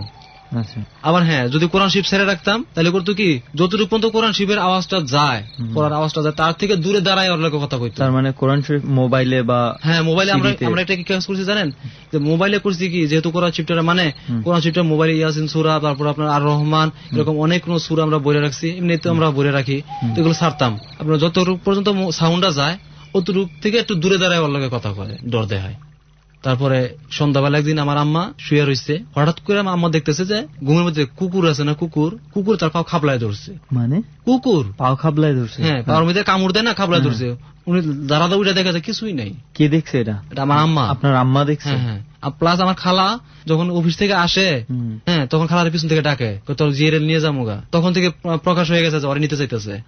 আবার খালারে কি করতো, আপনার এই কুকুরে চারদিক দিয়ে বেড়ায় ধরতো, মানে কামড় দিব এরকম একটা ভাব, কিন্তু দিত না, কামড় দিত না, কিন্তু হঠাৎ করে নাই হয়ে যেত। আমার খালা তো খুব ভয় পাইতো, বাসায় খুব কান্নাকাটি করতো, একটা মাত্র মেয়ে। পরে আমি এই ওদিনকে যখন এই অবস্থা আমার আম্মু দেখলো, আম্মু দেখার পরে আবার শুইছে আম্মু, আবার অন্য কিন্তু ওর অবস্থা এরকম চলতেছে, ও কিন্তু সিম্পল নাই, সাধারণ নাই। আমার আম্মু শরীরের পাশ দিয়ে গেল যে এরকম ভাবে যে আপনার মনে করেন যে অনেক বড় বড় লোমওয়ালা যদি কিছু একটা ঘষা খায়, এরকম ই লাগে না, এরকম লাগলো। আম্মু তো লাভ দিয়ে উঠছে, দেখা যায় না কিছুই নেই। প্লাস আমার ভাবি একদিন ঘরে গেছে, ঘরে যায় দেখে, আমার ভাবি ঘরে যায় ঢুকছে, পাড়া দিয়ে দেখে যে আমাদের ঘরের খাটটা ইঙ্গে রয়েছে, মানে শূন্য ভাসছে। ভাবি তো চিৎকার মারছে, সাথে সাথে খাটটা পড়ে গেছে, এবং পুইরা দেখে খাটের যে স্ট্যান্ড গুলো লড়াচড়া করতেছে, আমার আম্মু গিয়ে দেখেছে স্ট্যান্ড গুলো নড়তেছে। এরকম মানে যেমন সমানে ডিলাইতো, ঘরে চারপাশ ভাঙ্গা লাগবে, এরকম একটা অবস্থা। বিভিন্ন জনের ভয় দেখাইতো, বিশেষ করে আর আম্মুরে অনেক ডর দেখাইতো। আর আম্মুরে দেখাইছে কি জানেন, বলে হয়তো বলবেন গল্প পড়তেছে, স্বপ্নে দেখাইছে যে 7টা মাটির কলসির ভিতরে আপনার স্বর্ণ দানা হীরা, আর আম্মুরে বলতেছে তুই এগুলো নিয়ে যা, তোর মেয়েদের আমার দিয়ে দে। আমার খালা বলে আমার স্বর্ণ গয়না আমার কিচ্ছু লাগবো না, আমার মেয়ের দরকার, কারণ আমি অনেক কষ্টের বিনিময়ে পাইছি আমার মেয়েটারে। এরকম ডর ভয় দেখা যাচ্ছে। যাই হোক, ওদিন রাতে থেকে শুরু করলো ডিলাডিলি, যশোরে ডিলা দিতে, এর আগে দিছে কয়েকবার। ওদিন রাতে থেকে পুরা ফুল তালে, মানে এরকম একটা অবস্থা যে মানে সামলাই রাখার মতোই না। মাঝে মাঝে ওর উপরে উঠে আবার একটু ফাঁক পাইতেছে ডিলে মারে। লাস্টে আমরা করলাম কি, ওর একটা রুমের ভিতরে নিয়ে ওরা শোয়া জায়নামাজ দিয়া আমরা চারো দিক দিয়ে পেঁচায় বসে রইলাম, জায়নামাজ দিয়া, ওর উপরে কোরআন শরীফ দিয়া সারা রাত আমরা জায়নামাজ দিয়া গরমের সময় পেঁচাইয়া বসে রয়েছি, একটু পাতার যাওয়ার জায়গা নাই, একটু ফাঁক রাখি নাই। তো বোনটা অনেক কষ্ট করছে। লাস্টে আমাদের বলে ভাই আমার ছেড়ে দাও, আমার নিয়ে যাক, আমার আর সহ্য হয় না, হইলে আমার এখন আর চলে না, আমি পারি না কিছু করতে। মানে ওর এরকম একটা পরিস্থিতি হয়ে গেছে যে উঠে দাঁড়াতে পারে, দুর্বল হয়ে গেছে বন্ধু। এই যে মায়ের গুলা দিতে পারে, যেখানে মারতো সাথে সাথে ফুলে যেত একবারে, সাথে মানসিক এই যন্ত্রণা, আবার তো ভয় দেখাইতো, বিভিন্ন ভাবে ভয় দেখাইতো আপনার। তো পরে ওদিন রাতে তো খুব মানে সামাল দেওয়ার অবস্থা খারাপ হয়ে গেছে। আমাদের এই ঘটনা দেখে আমাদের বাড়ির পাশে একটা মহিলার স্বামী একটু দয়া হয়েছে নাকি, আমরা সারা রাত চিল্লাচিল্লি হয়তো ঘুমাইতে পারি না আমরা, এরকম দেখে আসছে, আয়সা বলতেছে আমাদের কাছে একটা হিন্দু লোক আছে, হিন্দু লোকটা কবিরাজ, তারে আমি খবর দিই। তো তারে যখন ফোন করছে, সে ফোনেই বলতেছে যে না আমরা কিছু করতে পারবো না, তারা মানিকগঞ্জ নিয়ে যাইতে হইব, ওই যে সবুজের বাড়ি যে জায়গাটায়, ওর কাছাকাছি বললো যে ওখানে নিয়ে যাইতে হইব। তো আমরা বলছি যে মানিকগঞ্জকে যদি আরো দূরে নিয়ে যাওয়া লাগে আমরা নিয়ে যাবো, কিন্তু এত রাত্রে গাড়ি পাবো কোথায়? সে বলতেছে আমি গাড়ি নিয়ে আসতে পারবো। তো আমরা তো তখন টাকা পয়সা দিকে চাই নাই, নিয়ে আসেন গাড়ি নিয়ে আসেন, কোনো সমস্যা নিয়ে আসছে। কবিরাজ যখন আমাদের বাসায় আসছে বলতেছে না আজান না বললে বার করা যাবে না। কেন? আমরা বাসায় রাখতেই পারতেছি না, একটা মানুষ কতক্ষণ এইভাবে থাকতে পারে? বড় ভাই খুব চেতে গেল, দেখেন চেতেন না, পরিস্থিতি ভালো না, এখন ওরা নিয়ে বাড়লে খুব রিস্ক হয়ে যাবো। তখন কবিরাজের ছেলেও আসছে, কবিরাজের ছেলে বলতেছে আব্বা একটা লাশ চিকিৎসা করি, এটা আনতে বার করার লেগে। দেখ বাবা এটা আমি করতে চাইতেছি না, এটা যদি খালি কোন রকম ভাঙ্গা যায়, কবিরাজ যেভাবে বলছে এটা যদি ভাঙ্গা যায় তাহলে কিন্তু আমাদেরই মেরে ফেলাবো। ওর ছেলে বলতেছে যে বাচ্চার দিকে চাইলে তো আমার মায়া লেগে যায়, নিজেরা মরলে মরবো, চলো একটা কাজ করি। তখন ওরা করলো কি, একটা গামছা নিল, ওদের কান্দের যে গামছাটা ছিল গামছাটা ভিজাইলো, কয়েকটা গিটটা দিয়া আমার বোনের মাথার উপরে দিল, প্লাস ওর কাছে একটা কোরআন শরীফ দিলাম, বুকে জড়ায় রাখছে, আর মাথার উপরে যায় নামাজ দিয়া এই অবস্থায় ওরা গাড়িতে নিয়ে মানিকগঞ্জের উদ্দেশ্যে আমরা রওনা হয়েছি। কোনাবাড়ি বলে একটা এলাকা আছে, কোনাবাড়ির আগে দেখা গেল যে কুকুরে রোড বইরা গেছে, আমরা গাড়ি যেতে পারতেছি না, এরকম একটা অবস্থা, গাড়ি রানিয়ে গাড়ির চাকা কামড় দিতে আসে, এরকম একটা অবস্থা। তো যাই হোক এখানে গেলাম, ওই কবিরাজের কাছে যাই, আমাদের আসলে কোনো ফায়দা হয়নি, শুধু আমাদের টাকা চলে গেছে। সে পানি পড়া এটা এটা দিতেছে, আমার ভাই তো এগুলো দেখো রেগে গেল, ওখান থেকে আইসা পড়ছি। আইসা তখন কি করা যায়, আবার তো রাত্রে উঠবো, তখন এগুলো চিন্তা করতে করতে ওদিন রাত্রে আবার উঠলো। এর মধ্যে আমরা কবিরাজ কিন্তু জোগাড় করতেছি যে কবিরাজ খুঁজেই যাচ্ছে কোন কবিরাজ ভালো করতে পারবে। ওই মুহূর্তে কিন্তু ওরা বাইরে, আর ওই যে টয়লেট আর যেতে দেয় না, টয়লেটে তো মাত্রাতে আর বাইরে যায়। তো ও ঠিকই টাইমটা হইলেই বলতো আমি টয়লেটে যাবো, টাইমটা হইলে বলতো আমি টয়লেটে যাবো। অন্যান্য সময় যদি টয়লেটে যাইতো, ধরেন ওই ওয়াশরুমে যদি ওই সন্ধ্যার সময় ছাড়া দিনের বেলা গেলে কোনো সমস্যা হইতো না। আচ্ছা, ওই সন্ধ্যার আগেই যেত, তখন পর থেকে এই সমস্যাটা হইতো। পরের দিন একটা কবিরাজ পেলাম আমাদের কাপাসিয়া বলে রাজাবাড়ি, ওখান থেকে আরো ভিতরে পাবর নামে একটা গ্রাম আছে, পাবর। ওই গ্রামে যাওয়ার পরে আমি একটা কবিরাজ সন্ধান দিল আমার একজনে, আমার বড় ভাইয়ের। ওখানে যখন নিয়ে গেছি, লোক দেখেই সবকিছু বলে দিতেছে আমার বল।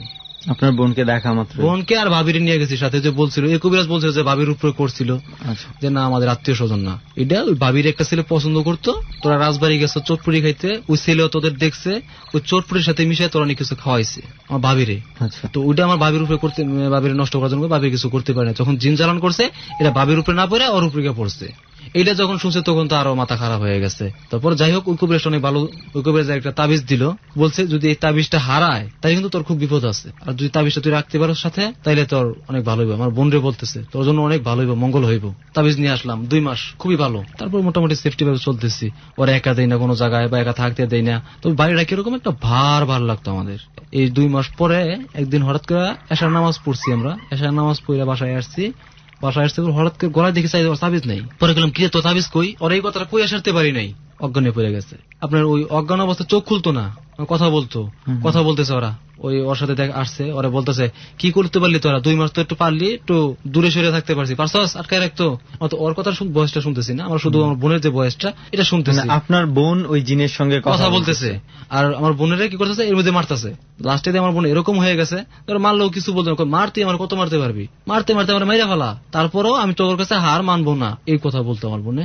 বলতেছে তোর আমার কথা তাবিজ দিছিস কেমনে, তোর তাবিজটা এই ঘরে ছাদে আছে, মানে ও এটা বলছে কোন আছে তাবিজ, সাথে সাথে আবার অজ্ঞান হয়েছে, কথা বলে না। তখন কি হইতো, অজ্ঞান হয়ে গেলে আপনার দাঁত লেগে যেত। তো আমরা যখন নাক ধরতাম বা দম ধরতাম তখন দাঁত ছেড়ে দিত, তখন সুস্থ বলতেছে ভাই তাবিজটা এখানে আছে, কই আছে, সাদুর উপরে, কি এইবারে সাদুর উপরে কেন যাবো তাবিজ, পরে আমরা বাড়ির গেটের বাইরে বাইরে বার দিই না। পরে মরে বললাম আচ্ছা তুই তোর তো সমস্যাটা কি হয়েছে, কবে আমরা এসে নামাজ পরে ধরতে পারছি তোর কালে তাবিজ নেই, আমি যখন আসলে নামাজ পড়া ভাবিদের সাথে বসে ভাত খাইছি, খাইয়া আমি যে গল্পারে গেছি না প্লেটটা ধুইতে, ওই সময় দেখলাম যে ছাদের উপরে একটা খালি কাক বসে রয়েছে, আমার দিকে চাইছে। আমি বাস এটুকুই বলতে পারবো, আর কিচ্ছু বলতে পারবো না। ওই আসরের পর থেকে ওর তাবিজ নিয়ে ওর মানে ওর উপরে বর করে রয়েছে আর কি। এরপরে কিন্তু বাচ্চাদের সাথে খেলছে, আপনার বাচ্চা বলে আমার খুব পছন্দ করতো। আর আচ্ছা, ওই জিনটা খুব পছন্দ, ওই জিনটা কিনা তা বলতে পারবো না, কিন্তু ওর যখন এটা উঠতো বাচ্চা বলে আমার খুব পছন্দ করতো। এটা পরবর্তীতে একটা বুঝতে পারছি। আপনার এই তাবিজটা পরে করলাম কি, বাসা থেকে নিয়ে আসলাম ছাদের উপর থেকে, গলায় পরাই দিলাম, পরে তো অত্যাচার কমে না, এই তো একই অবস্থা। পরে আমার বড় ভাই হঠাৎ করে বলতেছে কি, তুই তাবিজটা গলা দিছিস কি জন্য? এই তাবিজটা তো ওরা নিয়ে গেছে, যেভাবে হোক ঠিক করে ওরা নিয়ে যেতে পারছে। এই তাবিজটা তো হয়তো বা তারা অন্য কিছু করে দিতেছে, তুই তাবিজটা গলা দিস কে? কারণ তাবিজটা গলা দেওয়ার পর থেকে ওর লগে যে আমরা যে শক্তি করতাম আগে, তার চেয়ে 3 গুণ আমাদের জায়গায় আমাদের ঢিলে দামায় ফেলাই দিব, এরকম একটা শক্তি। আমাদের ঘরে যে খাটটা, এটা আমি আঙ্গাইতে পারি না সহজ, ও একাই আঙ্গাই ফেলাই একাতে, বা আমার তো একাই আঙ্গাই ফেলাইছিল জিত কইরা তৈরি। তাবিজটা খুললে তবে আমার দম বন্ধ হয়ে যেতে জায়গা, তখন কোরআন শরীফ মানে না। তো এরকম করতে রাতটা পার হইলো, আবার সকালে কবিরাজ গেছে, কবিরাজ থাপড় টপড় দিল, কিভাবে তাবিজ নিল, হ্যান করলো তেন করলো। পরে কবিরাজ থাপড় দিল আমার বোনকে, হ্যাঁ। পরে একটা তাবিজ দিল, পরে আর কোনো তাবিজ কাজ হইল না। ওই তাবিজটা যে দিছে, ওই তাবিজটা খোলার পরে দেখা গেল ওই তাবিজের ভিতরে কি পাওয়া গেছে, আপনার মানে ওই যে ওই ছাদের মধ্যে যে তাবিজটা আমরা দিছি, ওই তাবিজের ভিতরে আপনার পাওয়া গেছে আপনার এই বর্ষি আছে না, মাছ ধরার বর্ষি, তারপর আপনার পেরাক, ছোট পিন যেটা এইটা, তারপরে সোলার ঝাড়ু আছে না, সোলার ঝাড়ুর যে মাথা, আপনার গলায় ফাঁসি দেয় দড়ি গুলো আছে না, এই দড়ির হালকা একটু অংশ, মাথার সিঁদুর, এরকম আরো অনেক আইটেম মিলে দেখি যে তাবিজের ভিতরে পড়া। কবিরাজ এই তাবিজ আমি কখনোই দিইনি, এটা হলো নষ্ট করার লেগে তাবিজ। তাবিজটা যখন খুলতেছিলেন আপনি বোন তো বলতেছিল আমার দম বন্ধ হয়ে যেতেছে না, তখন আমরা গলায় তাবিজটা দিয়ে ফেলাইছিলাম। পরের দিন সকালবেলা আমরা তাবিজ সহ কবিরাজের কাছে নিয়ে গেছি, নিয়ে যাওয়ার পরে কবিরাজরা বললাম যে এই সমস্যা, কবিরাজ তাবিজটা ধরলো, ধরার পরে এবার খোল, সমস্যা নেই। পরে আমরা ওখান থেকে আসছি, পরে কবিরাজ আর ভালো করতে পারলো না। এর ভিতরে আরো কবিরাজ টুকরা ফাটকা কবিরাজ আসতেছে। পরে বাসা হুজুর নামে একটা কবিরাজের সন্ধান পাইলাম আমরা, আমার বড় ভাইয়ের এক বন্ধুর মাধ্যমে। সে বললো যে সে খুব ভালো করে। তো ওই হুজুরের কাছে যাওয়ার আগে তারে আবার ফোন করে বলা লাগে যে এই ঘটনা এই, সে তখন তার মোবাইলে 200 টাকা পাঠান লাগে। 200 টাকা পাঠাইলে পরে সে দেখে যে তার কি কি সমস্যা। যদি যাওয়া লাগে আমাদের, তাহলে সে বলে যে যাওয়া লাগবো, আর যদি না যাওয়া লাগে তাহলে সে বলে যে না যাওয়া লাগবো না, আমি আসবো, বা তার যদি আসা লাগে বা আমি এখান থেকে পারবো। তখন সে যখন দেখলো, দেখার পরে বলতেছে যে দেখেন এটা যে সমস্যাটা, সে এইভাবে বলছে আমি বাদশা যদি না পারি কেউ পারবো না। আপনার এই কাচের গ্লাস আছে না, কাচের গ্লাসে এক গ্লাস আমাদের গ্লাসটা দিল, তুমি এক গ্লাস পানি নিয়ে আসো। নিয়ে আসলাম, আমরা আবার গোলাপ কিনে নিয়েছিলাম আমরাই। বললো যে তোমার যে গোলাপ গুলো আনছো ওগুলো ভিজাও গ্লাসের ভিতরে। ভিজাইলাম, তো সে করলো কি এটারে একটা ঢাকনাতে ডাইকা তুইল, ঢাকনাটা ডাইকা একটা পিড়ির উপরে রাখলো, ছোট পিড়ির উপরে রাখে আমার বোনটারে বসাইছে সামনে, আমার ভাবিরও সামনে বসাইছে। বসায় সে তো সে দেখলাম কোরআন শরীফ তারা শুরু করলো। তা আমি আবার মোটামুটি তখন অনেক কিছু কোরআন শরীফে জানতাম, তো দেখেন কিছু কিছু সূরা সে পড়তেছে যেগুলো নাকি জিনের বশ করার।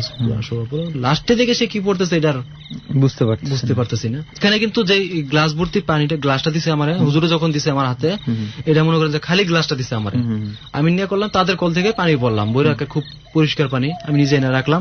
পরে আমার বললো যে ফুলটা আনছো তুমি, এই ফুলটা যে জবা ফুলটা তুমি ভিজাও 5টা ফুল। জবা তো কয়েক প্রকারের আছে, লাল যে জবা ফুল, লাল যে জবা ফুলটাকে রক্ত লাল যেটা, ওইটা রক্ত জবা, হ্যাঁ রক্ত জবা যেটা ওইটা।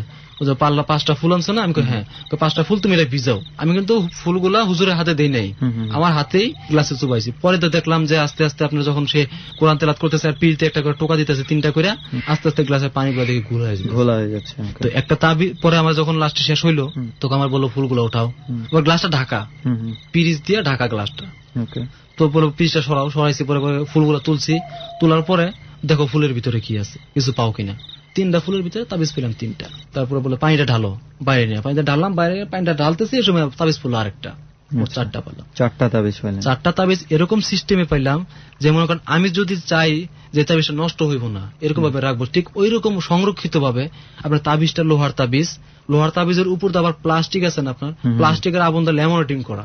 আচ্ছা, তো বার করলাম তাবিজ গুলো, খুললাম, খোলার পরে দেখি ওই একই অবস্থা তাবিজ গুলোর ভিতরে। আপনার এই বিভিন্ন সিঁদুর, বর্ষি, এই ছোট ছোট পেরাক, আপনার এই যে সোলার ঝাড়ু, তারপরে আপনার এই মাথার চুল, এগুলো বিভিন্ন কিছু দেখলাম।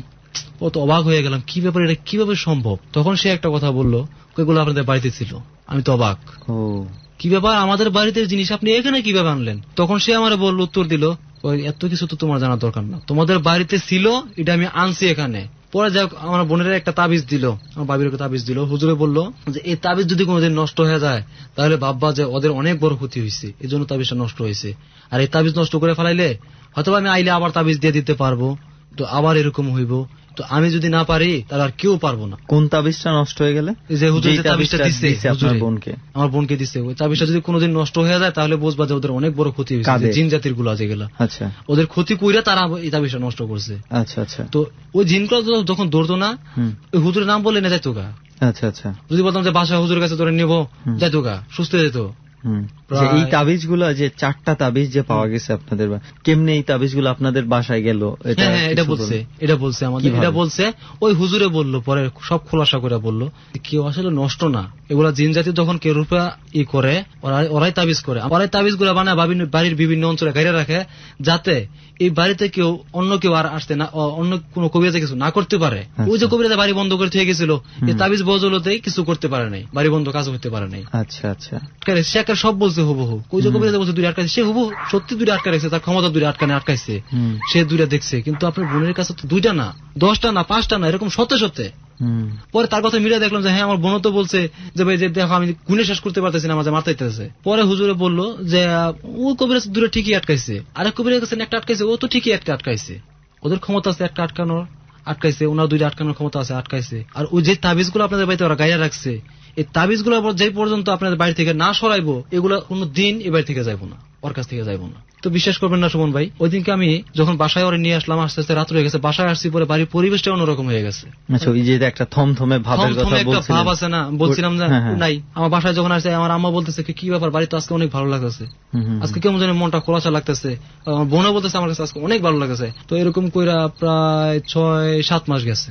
7 মাস পরে ভাই দিনের বেলা একদিন উঠছে, এরকম ওঠা উঠছে একমাত্র আমি আর আমার আম্মু ভাই, যেখানে 4টা-5টা পুরুষ আমরা লাগতে পারি, এখানে আমি আর আম্মু বাড়ি। আমার বোনটা তখন তো মনে করেন প্রায় 14 বছর হয়ে গেছিল, 14-15 মতো।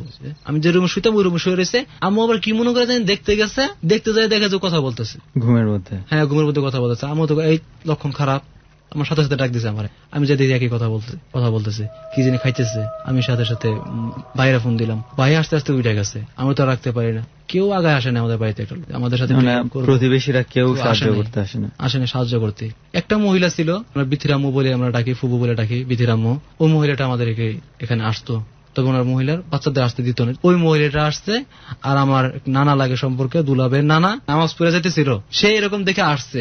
ওরা আমাদের সাথে দইরা টইরা সামলায় রাখতে পারি না, কোরআন শরীফ দিয়ে রাখছে, বুকের রূপে মানতেছে না, হঠাৎ করে আপনার কথা বলতেছে অটোমেটিকলি আমাদের সাথে। কোরআন শরীফটা সরাও, আমি তোমাদের সাথে কথা বলবো, কোরআন শরীফটা সরাও, আমি তোমাদের সাথে ফ্রি কথা বলবো, কোনো কিছু করবো না, কথা বলবো। তো কি কথা বলবো, ঠিক আছে। পরে চিন্তা করতেছি, আমরা 2টা মানুষ আর মহিলা মানুষ, আমি পুরুষ মানুষ, আমি একলা, যেখানে 4-5টা মানুষ সামলায় রাখতে পারি না পুরুষ মানুষ, আমি একলা কিভাবে সামলাম? যদি কোরআন শরীফ সরানোর পরে যদি আবার শুরু করে, তো আমি সরাই না। তো বলতেছে আমার কোরআন শরীফটা সরাও ভাই, ঠিক এমনি আমার বোন যেভাবে বলছে ঠিক এভাবে বলতেছে, ভাই আমার কোরআন শরীফটা সরাও, আমার বুকটা চলে যেতেছে। তবে আমার ভাই সরা, দেখি কি হয়। দরজা সিটকে আটকাই দিলাম, তালা মেরে দিলাম, এটা না বাইরেতে পারে বাইরে। পরে কথা বলতেছে যে দেখেন আমি কিন্তু যা ভাবতেছেন তা না, আমি ওই খারাপ গুলা না, আমি ভালো, আমি ওর বোন। একদিন ও পরীক্ষা দেন, ওর বয়সটা যখন 8 বছর, তখন পরীক্ষা দেন একটা বিষয়। আপনার বোন? হ্যাঁ, আমার বোন। আচ্ছা, পরীক্ষা দেয় নাই, বাসায় আসছে। পরে তো আমার বলতেছে যে ও পরীক্ষা দেয়নি, তো আমি ওরা মারছি। আপনি মারছেন? হ্যাঁ, আমি মারছি। মারার পরে ওই যে পরে যে আসছে বলছে যে আমি ওর বোন, ও বলতেছে ওই দিন থেকেই এগুলোর নজর, ওই 8 বছর বয়স থেকেই ওর উপর নজর করছে। প্লাস ওর যে বোন বললো যে আমি বোন, আমি যদি না থাকতাম এতদিন অনেক কিছু হয়ে যেত। ও যখন এই কথা বলছে যে আমি যদি না থাকতাম তাহলে অনেক কিছু হয়ে যেত। আমার আম্মু বলে ফেলাইছে, তোর নাম কি? বলো তৃষ্ণা। তুই যদি তোর বোন মনে করস তাহলে তুই তোর বোনের বাঁচাতে পারস না কেন? তখন ওইটা একটা হুবহু আমার বোন যেভাবে বলে এইভাবে বলছে, খালা আমার পক্ষে সম্ভব না ওদের সাথে লড়াই করা, তারপর আমার যতটুকু সম্ভব আমি করতেছি। পরে কি করা যায় তাহলে বল? কি ও বললো যে আমি এখন চলে যেতেছি, কারণ উঠে আসতেছে, উঠে আইলে বলে আমার মারবো, আমি চলে যেতেছি, উঠে আসতেছে, ওর উপরে তাড়াতাড়ি আমি যাওয়ার পরে কোরআন শরীফটা দিবেন ওর উপরে, তাহলে আসতে পারবো না। ও চলে গেল, পরে তো আবার পাগলামি শুরু করে দিল। পরে কোরআন শরীফ দিয়েছে, পরে ঠান্ডা হয়ে গেল। যাওয়ার সময় বলে গেছে যে তৃষ্ণা তৃষ্ণা তৃষ্ণা, এই 3বার যদি ওর নাম ডাক দেয় তাহলে ওর উপরে এসে হাজির হইব, আমাদের কথা বলবো। তো চলে গেছে। যখন আবার যখন ভালো হয়েছে তখন ডাক দিছি পরে বলতেছে আমি আচ্ছা এই বাদশাহ হুজুর, যে বাদশাহ হুজুর একটা ঠিক এভাবে বলছে যে ভাই এর নামটা লয়েন না আমার সামনে, আমি অনেক ভয় পাই। হেরে পরে বলে আমি কইতে এত ভয় পাওস তোরা, তো এত ভয় পাস হ্যাঁ তাবিজটা নষ্ট করলো কেন? ভাই 6টা মাস ধরে ওরা প্ল্যান করতেছে ওরা কিভাবে তাবিজটা নষ্ট করবো, ওরা যাই কাছায় জইলা যায়, লাস্টে যে ওদের যে বাদশাহ, ওই বাদশাহ যে একটা অংশ, শরীরের অংশ নষ্ট কইরা পরে তাবিজটা নষ্ট করছে। এই কবিরাজ বলছিল যে কিছু একটা নষ্ট করে করবো, তখন তো মিলাই গেছে কথায় কথায় যে কবিরাজ তো ঠিকই বলছে, কি করা যাতে বাড়ি থেকে সরাই ফেলান। কেমনে? যে 41 দিন মতো বাড়ির বাইরে রেখা দেখেন, এই বাড়ি থেকে। তো ওর কথা মতো আমি বললাম বাড়ির বাইরে বের করবো। এখন যদি পাগলামি করে রাস্তার মধ্যে মেয়ে মানুষ, তখন তোর বয়স প্রায় 15 বছর হয়ে গেছে, মোটামুটি একটু বড় হয়েছে, তা তো সামলাতে পারবো না। না আমি যাবো সাথে, আমি ভর করে যাবো সাথে। কিন্তু তখন আমাদের মাথায় ঢুকে নাই ও ভর করে যাইবো। তো আগে যখন ও বলছে যে ও আসতেছে, আমি থাকতে পারবো না, ওগুলো আসতেছে, তো এখন ভর করে গেলে ওগুলো আসলে ও কি করবো, এটা আমাদের মাথায় তখন ধরে নাই। যে ওই নাম ধরে ডাক দিছি যে ও পার্মানেন্ট লয়ে গেছে শরীরের জন্য, এইটা আমরা বুঝতে পারি না তখন। তৃষ্ণা তৃষ্ণা বলে 3বার ডাক দিছি, আমরা এটা কেনা দিলাম আরে। আচ্ছা, শরীরের সাথে মিশা গেছে, শরীরের সাথে মিশা গেল। তো পরে আমাদের ওরা যখন আমার খালা বাসায় নিয়ে গেলাম, তো ওকে যেন ট্রিটমেন্ট করে আর কি। আপনার ওই সন্ধ্যার পরে দেখা যায় কি করে, আসিম করে ওর উপরে বসে, আসিম করে বৈশা আপনার এই মোমবাতি টোমবাতি জ্বালায়া কি জানি করে, এগুলো আমরা বুঝি না। এটা হচ্ছে ওই তৃষ্ণা জিনটা যে করতেছে। আমি এদিকে করলাম কি, ওই যে তৃষ্ণা বলছে যে আরেকজনের মেয়ে, মানে তৃষ্ণা যার মেয়ে ওই যে জন্ম নেওয়ার পরে মারা গেছে। তো আমি খবর লাগাইলাম যে ওখানে কি তার আসলে কি তার এরকম একটা মেয়ে হয়েছে কিনা, মারা গেছে কিনা। খবর লাগাই থেকে ওনারা এখন বাংলাদেশে নয়, ওনারা ইন্ডিয়া চলে গেছে। ওনারা ছিল হিন্দু, কিন্তু ছিল যে ঠাকুর না কোন জায়গায় যেন যে তাদের একটা আত্মীয় আছে। যখন আমরা এই খোঁজটা লাগাইছি, তখন তৃষ্ণার মুখ খুলে ফেলাইছে, কবাই আমি কথা মিথ্যা কথা বলছি। কেন এই কথা যদি না বলতাম তখন তো আপনারা বিশ্বাস করতেন না, আর ওরা বাড়ি থেকে বের করতেন না, আর তো খুব অত্যাচার করতো। তো আমরা চিন্তা ভাবনা করে দেখলাম কি হয়তো বা তা হইতেও পারে। ও আমার বোন আবার এর মধ্যে দেখতো, যদি আয়না দেখতো না, আমার বোনের দেখা দিত যে ওর বান্ধবীদের চেহারা খেলতেছে, ওর বান্ধবী দূর পড়তেছে। আয়না এটা কি দেখতো? আমার বোন দেখতো। বোন দেখতো, আপনারা দেখতেন? আমরা দেখতাম না, আমার বোন দেখতো। পরে আরেকজনের বাসায় কতদিন আর সহ্য করা যায়, প্রায় 41 দিন হয়ে গেছে গা। পরে আমরা বাসায় নিয়ে আসছি, আমার বান্ধবীরা ডাকবো। তো বান্ধবী আইসা করলো কি, ও বান্ধবী আসছে, বান্ধবীর সাথে কথা বলে, আমার বোন কথা বলে। আমার বোন কথা বলে কিভাবে বললে হয়তো বিশ্বাস করবেন কিনা জানি না। এর মাঝে আমি একটা ছোট্ট ঘটনা থুয়ে গেছি, যেটা সবচেয়ে অবাক করার মতো বিষয়, যে ওরা যে কোরআন শরীফ যদি পড়তে দিতাম না, ও চোখে দেখতো না। আচ্ছা, অন্ধ হয়ে যেত। আবার বই দিতাম ঠিকই দেখতেছে, কিন্তু কোরআন শরীফ দিলে চোখে দেখতো না। আপনার পরে ওর যে বান্ধবীরা আনলো, ওর বান্ধবীরা আনার পরে আমার বোন বলতেছে, আমার বোন কথা বলে কিভাবে, চোখ বন্ধ করে, যেমন আমি কথা বলতেছি এবং চোখ বন্ধ করে কথা বলে। আমার বোন সবই দেখতেছে, কিন্তু বোনের চোখটা বন্ধ। ওর হঠাৎ করে একদিন আমরা, কোনো সমস্যা হয় না, এই বাড়ির চারে ঢিলা বা ওইটা হিডা কোনো সমস্যা নাই। আর তখন আমরা একটা জিনিস ভাবলাম কি, যে হয়তো বা ওইটা ওর উপর বর করে থাকতে চাইতেছে, যাইবো না কোনোদিন, যে আসলে হয়তো আর ভালো লাগছে বা পছন্দ হয়েছে এর জন্য থাকতে চাইতেছে, এগুলো দেয় নেই। তো না দেওয়ার প্রেক্ষিতে ওর বান্ধবী এরকম কথা বলে বান্ধবীর সাথে। হঠাৎ করে একদিন ও ঘুমাইতেছে, আমরা দেখতেছি কি ও হাত বাড়ায়। আচ্ছা, হাত বাড়ায়া কি যেন মুখে দেয়, খায়, চাবায়। এগুলো দেখার পর তোমার কেমন জানি সন্দেহ শুরু হয়ে গেল। ও কিছুই বলে না। 3 দিন 4 দিন 5 দিন পরে বলতেছে, ভাই একটা কথা কি, আমি দেখ মহিলার স্বপ্নে দেখে গেলি। কি দেখোস মহিলায়? কি কয় মহিলা ভাইয়া বিশ্বাস করবো না, আমার এরকম খাবার খাইতে দেয়, আমি জীবনে খাবার খাই নাই, এরকম বিছনায় আমি শুই। স্বাভাবিক? আপনার বোন বলতেছে? হ্যাঁ, আমার বোন বলতেছে। আচ্ছা, ভাইয়া আমি এরকম খাবার খাইবার দেয়, আমার আমি জীবনও খাই নাই, বা এরকম বিছনায় আমার শুইতে দেয়, আমি জীবনে এই বিছনাতে শুই নাই। আমি কি করছ তুই এগুলা? আমার রাত্রে নিয়ে যায়, ঘুমের মধ্যে নিয়ে যায়, শোয়ায়। তারপর পরে আমি বললাম, দেখ সাবধান, টাকা পয়সা দিলে কিন্তু নিবি না, ও তো বাইরে আমি অনেক বড় লোক করে দিব, বিনিময়ে তোরে চাই। তুই শুধু একা একটা জায়গার কথা বলে, যেমন মনে করেন যে আমার বাড়ি থেকে একটু আড়ালে, আমি এখান থেকে গেলাম, যেমন ওই গাছগুলার মনে করেন যে আড়ালে, এরকম আড়ালে যাইতে হইব, একা যাইতে হইব। তো এরকম করতে করতে ওই বরকাটা লাস্টে আগে তো মহিলার রূপে আসতো, পরে গিয়ে এই পিশাচের রূপে আসতেছে। আবার সেই আগের মতো মারে, এই মার দৌড় করে, এরকম মারে, চুলে ধরে টান দেয়, এরকম খালি সমানে সবার মধ্যে দেখি উনি চিৎকার পারে, কি হয়েছে, আমার মারতেছে, আমি কি করবো? পরে মহিলা বলতেছে, ওরে ও তো বাইরে কইতে সাবধানে যেতে। তো এরকম করতে করতে ভাইয়া পরে লাস্টে দেখা গেল কি, আপনার যে তৃষ্ণা ওইটা ফল্ট বলতে ওদেরই, মানে এটা হচ্ছে চাল করে মানে ওই যে আমরা ডাক দিছি তৃষ্ণা সারা জীবনের জন্য আর কি হয়ে গেল শরীরে। পরে লাস্টে আল্লাহর উপর তাওয়াক্কাল তো আল্লাহ, বললাম যে আল্লাহ অনেক চেষ্টা করছি, তুমি যা করো, তাওয়াক্কাল তো আল্লাহ, একদম আল্লাহর উপরে ছেড়ে দিছি। পরবর্তীতে গিয়ে দেখা গেল কিছুদিন এরকম যাওয়ার পরে যে টাকা পয়সার লোভ দেখাইতো, পরে মারতো না, টাকা পয়সার লোভ দেখাইতো, খালি টাকা পয়সার লোভ দেখাইতো। এরকম আস্তে আস্তে কিছুদিন আবার হয় না, আবার হয়। পরে আপনার এই আস্তে আস্তে এরকম বললাম যে তাওয়াক্কাল তো আল্লাহ, আল্লাহর উপরে ছেড়ে দিছি, আল্লাহ তুমি যা করো। হয় ওরে বাঁচায় রাখো, নাহলে আমার কষ্ট দিও না, আর মারে ফেলো। কারণ আমার বোনরা যদি দেখতেন ওর যে মন মানসিকতাটা এখন ওই বাচ্চার মতোই রয়ে গেছে অনেকটা। এই মাঝে বাসা হুজুরের সাথে দেখা করলাম, হুজুর কথা বলতেছে দেখেন আপনারা যদি নেন আবার এরকমই হইতে পারে। তো আসলে পরে আর কেউ পারে না। পরে আরেকটা কবিরাজের সন্ধান পাইছি, ওখানে আমার খালাটারা নিয়ে গেছে, জাইরা টাইরা দিত, এটা করতো উঠলে মাঝে মধ্যে। পরে আস্তে আস্তে আস্তে আস্তে আপনার মোটামুটি আস্তে আস্তে ঠিক হয়ে যায়। আর মাঝে মধ্যে উঠতো, আপনার মাঝে মধ্যে উঠতো, উঠার পরে আস্তে এরকম করতে করতে 16 তখন ওর বিয়ে হয়ে যায়। বিয়ে আবার ওর স্বামীর সব জানানো হয়েছে। পরে বিয়ের পরে আপনার ও আবার গার্মেন্টসে চাকরি নেয়। চাকরি নেওয়ার পরে আপনার একদিন গার্মেন্টসে উঠে এরকম, আবার একদিন আমার খালা অসুস্থ হয়ে যায়, খালো অসুস্থ হয়ে যায়, ঘরে পড়ে যায় দুজন। পরে ওরা গার্মেন্টস থেকে চাকরি থেকে নিয়ে আসছি, চাকরি করার দরকার নাই তোর। পরে নিয়ে আসছি, পরে বাসায় এরকম উঠে মাঝে মধ্যে। আমার খালা মারা গেছে, 7-8 মাস হইব খালা মারা গেছে। আমার খালু মারা গেছে হয়তো বা 1 মাসের মতো হইব। ও একাই এখন আমাদের কাছে থাকে। আমার খালু মারা যাওয়ার আগে 3-4 মাস আগের ঘটনা। তো ও বলতেছে, ও পরবর্তী যেটা এসব বলছে যে ভাই আমি শুধু ভাত খেয়ে গিয়ে শুইছি, আমি এটা বলতে পারবো, পরে আর কিছু বলতে পারবো না। কিন্তু এর পরে দেখে ওর স্বামী তার সাথে খুব ঝগড়া হয়েছে। ওর স্বামী ওর একটা থাপ্পড় দিছে। থাপ্পড়টা দেওয়ার পর ঠিক 2 মিনিট পর থেকেও নাই। কিন্তু আগের মতো যে নিয়ে যাওয়ার বিষয়টা না, আগের মতো নিয়ে যাবে, মাইরা ফালাইবে, মারে, ভয় দেখা, হ্যাঁ ভয় একটু দেখায়। এবং এখন যদি উঠে না, যেটা বিষয়টা এখন আমার বোনের, যেটা আমি আগে বলছিলাম, যেটা অভ্যাস হয়ে গেছে, অভ্যস্ত হয়েছে, এখন আমার বোন আগ থেকে উপলব্ধি করতে পারে। স্বামীরে বলে দিছে যে আমার কিন্তু আজকে ভালো লাগতেছে না, তুমি একটু সাবধানে থাকো। তার মানে হচ্ছে যে স্টিল এই ঘটনাটা ওনার সাথে এখনো ঘটতেছে, তবে যেমন আগের মতো না। আচ্ছা, অনেকটা কমে গেছে। এর পরবর্তীতে গিয়ে মনে হয় একবার হয়েছিল, তারও আগে মনে হয় 6 মাস আগে একবার হয়েছে এরকম। এখন মানে অনেক লম্বা একটা গ্যাপ। এখনো এটুকু বোঝা যায় যে আপনার ও যদি কোনো মরা বাড়িতে যায় তাহলে ওর সমস্যা একটু হয়। আবার যদি মানে কোনো আপনার যে বাচ্চা হয় না, যে আমরা গ্রাম্য ভাষা যেটা বলি যে ছড়িঘর বলি আমরা, যেটা গ্রাম্য ভাষা, এসব ওই ঘরে গেলে আপনার এই সমস্যাটা হয়। আচ্ছা, মানে এখনো কিছু কিছু জায়গা চলতে হয়। যেমন ওর আব্বা মারা গেছে, ওখানে গেছে, আর আব্বা নিজের আব্বা মারা গেছে, ওখান থেকে আসার সময় আমার মা বলতেছে যে ঠিক ওর কথা বলার স্টাইল, ওর চোখের চাহনি ঠিক সেই আগের মতো।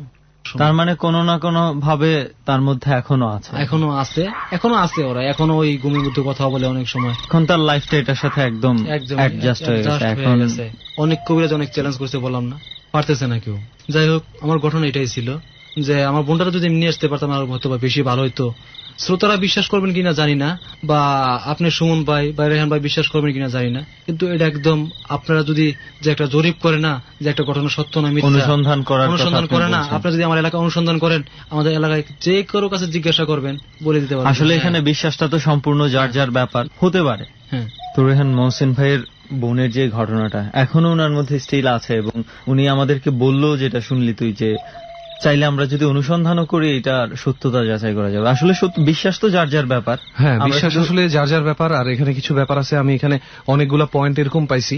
টোটাল ব্যাপারটার মধ্যে এটাকে আমরা মানে ভর বলা হয় বাংলাদেশি ভাষায়, আবার এটাকে খ্রিস্টিয়ানরা বলে থাকে পজেশন যেটা হয়, সেটা আবার ওরা এক্সরসিজম নামে একটা পদ্ধতি দিয়ে, আমরা যেটাকে বলি ঝাড়ে, এবং এই পজেশনটা অনেক সময় ওরা ইচ্ছাকৃতভাবে মানুষের উপর সেখানে করিয়ে থাকে। সেখানে ব্যাপারটা দেখা যায় যে এরকম যে কোন একটা দুর্বল যাদের মন, স্পেশালি হ্যাঁ ধার্মিক ভাবে দুর্বল বা মনোবল একটু কম, তাদের উপরে এই ধরনের ব্যাপারগুলো হয়।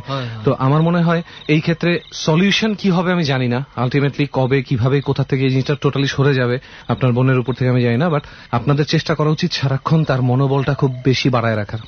কারণ চেষ্টাটা করতেছি এক্স্যাক্টলি, এবং যে মানুষটা জানে যে সে সবচেয়ে বেশি শক্তিশালী, তার সাথে কোনো কিছুই পেরে উঠবে না।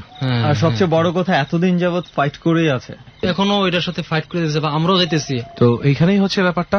তো ভাইজান, আমরা সবাই সবার গল্প শুনলাম, এবং বিশেষ করে এরকম একটা অদ্ভুত জায়গার মধ্যে বসে অদ্ভুত ঘটনা, সব জার্নি, আপনাদের জার্নি এবং এই জায়গায় এসে বলা, সব মিলাইয়া কেমন মনে হলো? জার্নিটা তো বড় কথা না, কিন্তু এই যে একটা ভয়, একটা মজা, একটা আনন্দ, মানে সবাই মিলে ভয় পাওয়াটাই অনেক দেখলাম, এটাই মানে অনেক মজা। ওই যে আপনারা বলেন না অনেক সময় আমরা, আপনার রেহান ভাই ভয় পাইতে মজা পান, এটাই কিন্তু অনেক একটা মজা, ভয় পাইতে একটা মজা। আমাদের ভাইটা মজা আছে যদি অনেকে মিলে পাই, কিন্তু একা ভয় পাইলে মজা নাই।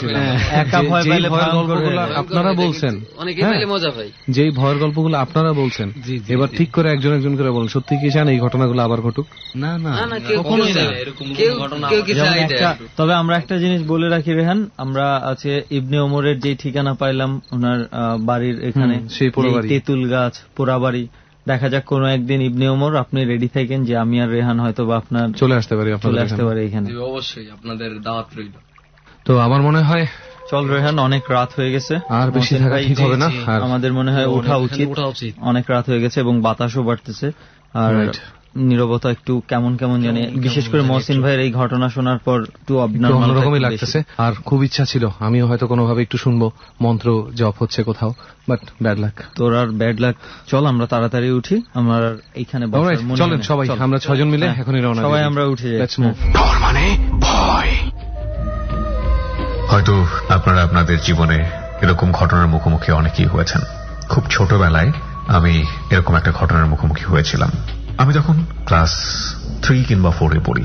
হঠাৎ করে শুনলাম আমার পাশের বাড়ির সবচাইতে শান্ত সুবোধ মেয়েটিকে জিন ছাড়াচ্ছে।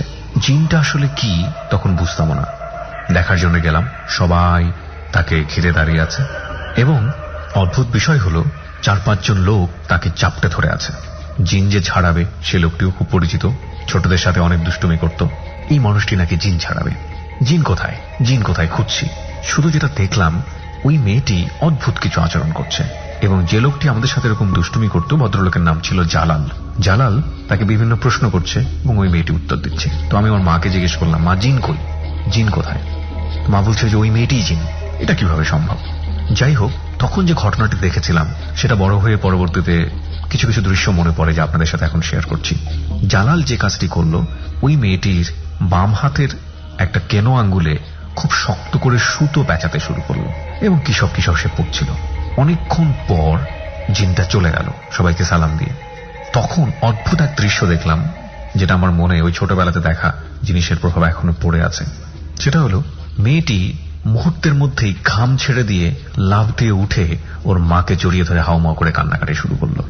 এখনকার দিনে যখন আমি এই জিনিসটা বোঝার চেষ্টা করি, যদি আমি আমাদের বর্তমান সময়ের ধান্দাবাজির দিক থেকে ভাবি যে জালাল একটা বিশেষ প্রতাপ সেই গ্রামে প্রতিষ্ঠা করার জন্য এই কাজটি করেছিল যে সে জিন ছাড়াতে পারে, সেটার জন্য হয়তো বা এটা একটা মেকি ব্যাপার ছিল। কিন্তু যখন আমি বড় হয়ে দেখেছি যে আলটিমেটলি ওই লোকটার ওরকম কোনো প্রতাপ ছড়ানোর কোনো ব্যাপারও ছিল না এবং একই সাথে যে মেয়েটির সাথে এই কাজটি করা হয়েছে সে মেয়েটা এতটাই সহজ সরল ছিল যে তার পক্ষে এই ধরনের অভিনয় করাও সম্ভব ছিল না। তাহলে এটা কি ছিল? বিশ্বাস করেছি কি করিনি সেটা একান্তই আমার নিজের ব্যাপার, কিন্তু এটা আমার নিজের চোখে দেখা একটি ঘটনা আপনাদের সাথে আজকে শেয়ার করলাম।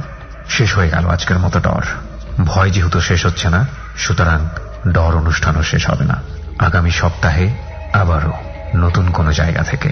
যদি আপনি যেতে চান আপনার জীবনের এরকম অসংখ্য অভিজ্ঞতা নিয়ে, তাহলে আমাদেরকে ফোন করবেন 09613892892 এই নাম্বারে। আবারও বলছি 09613892892 এই নাম্বারে। আজকের মতো শুভরাত্রি। রাত্রিটা কি আসলেই শুভ হবে?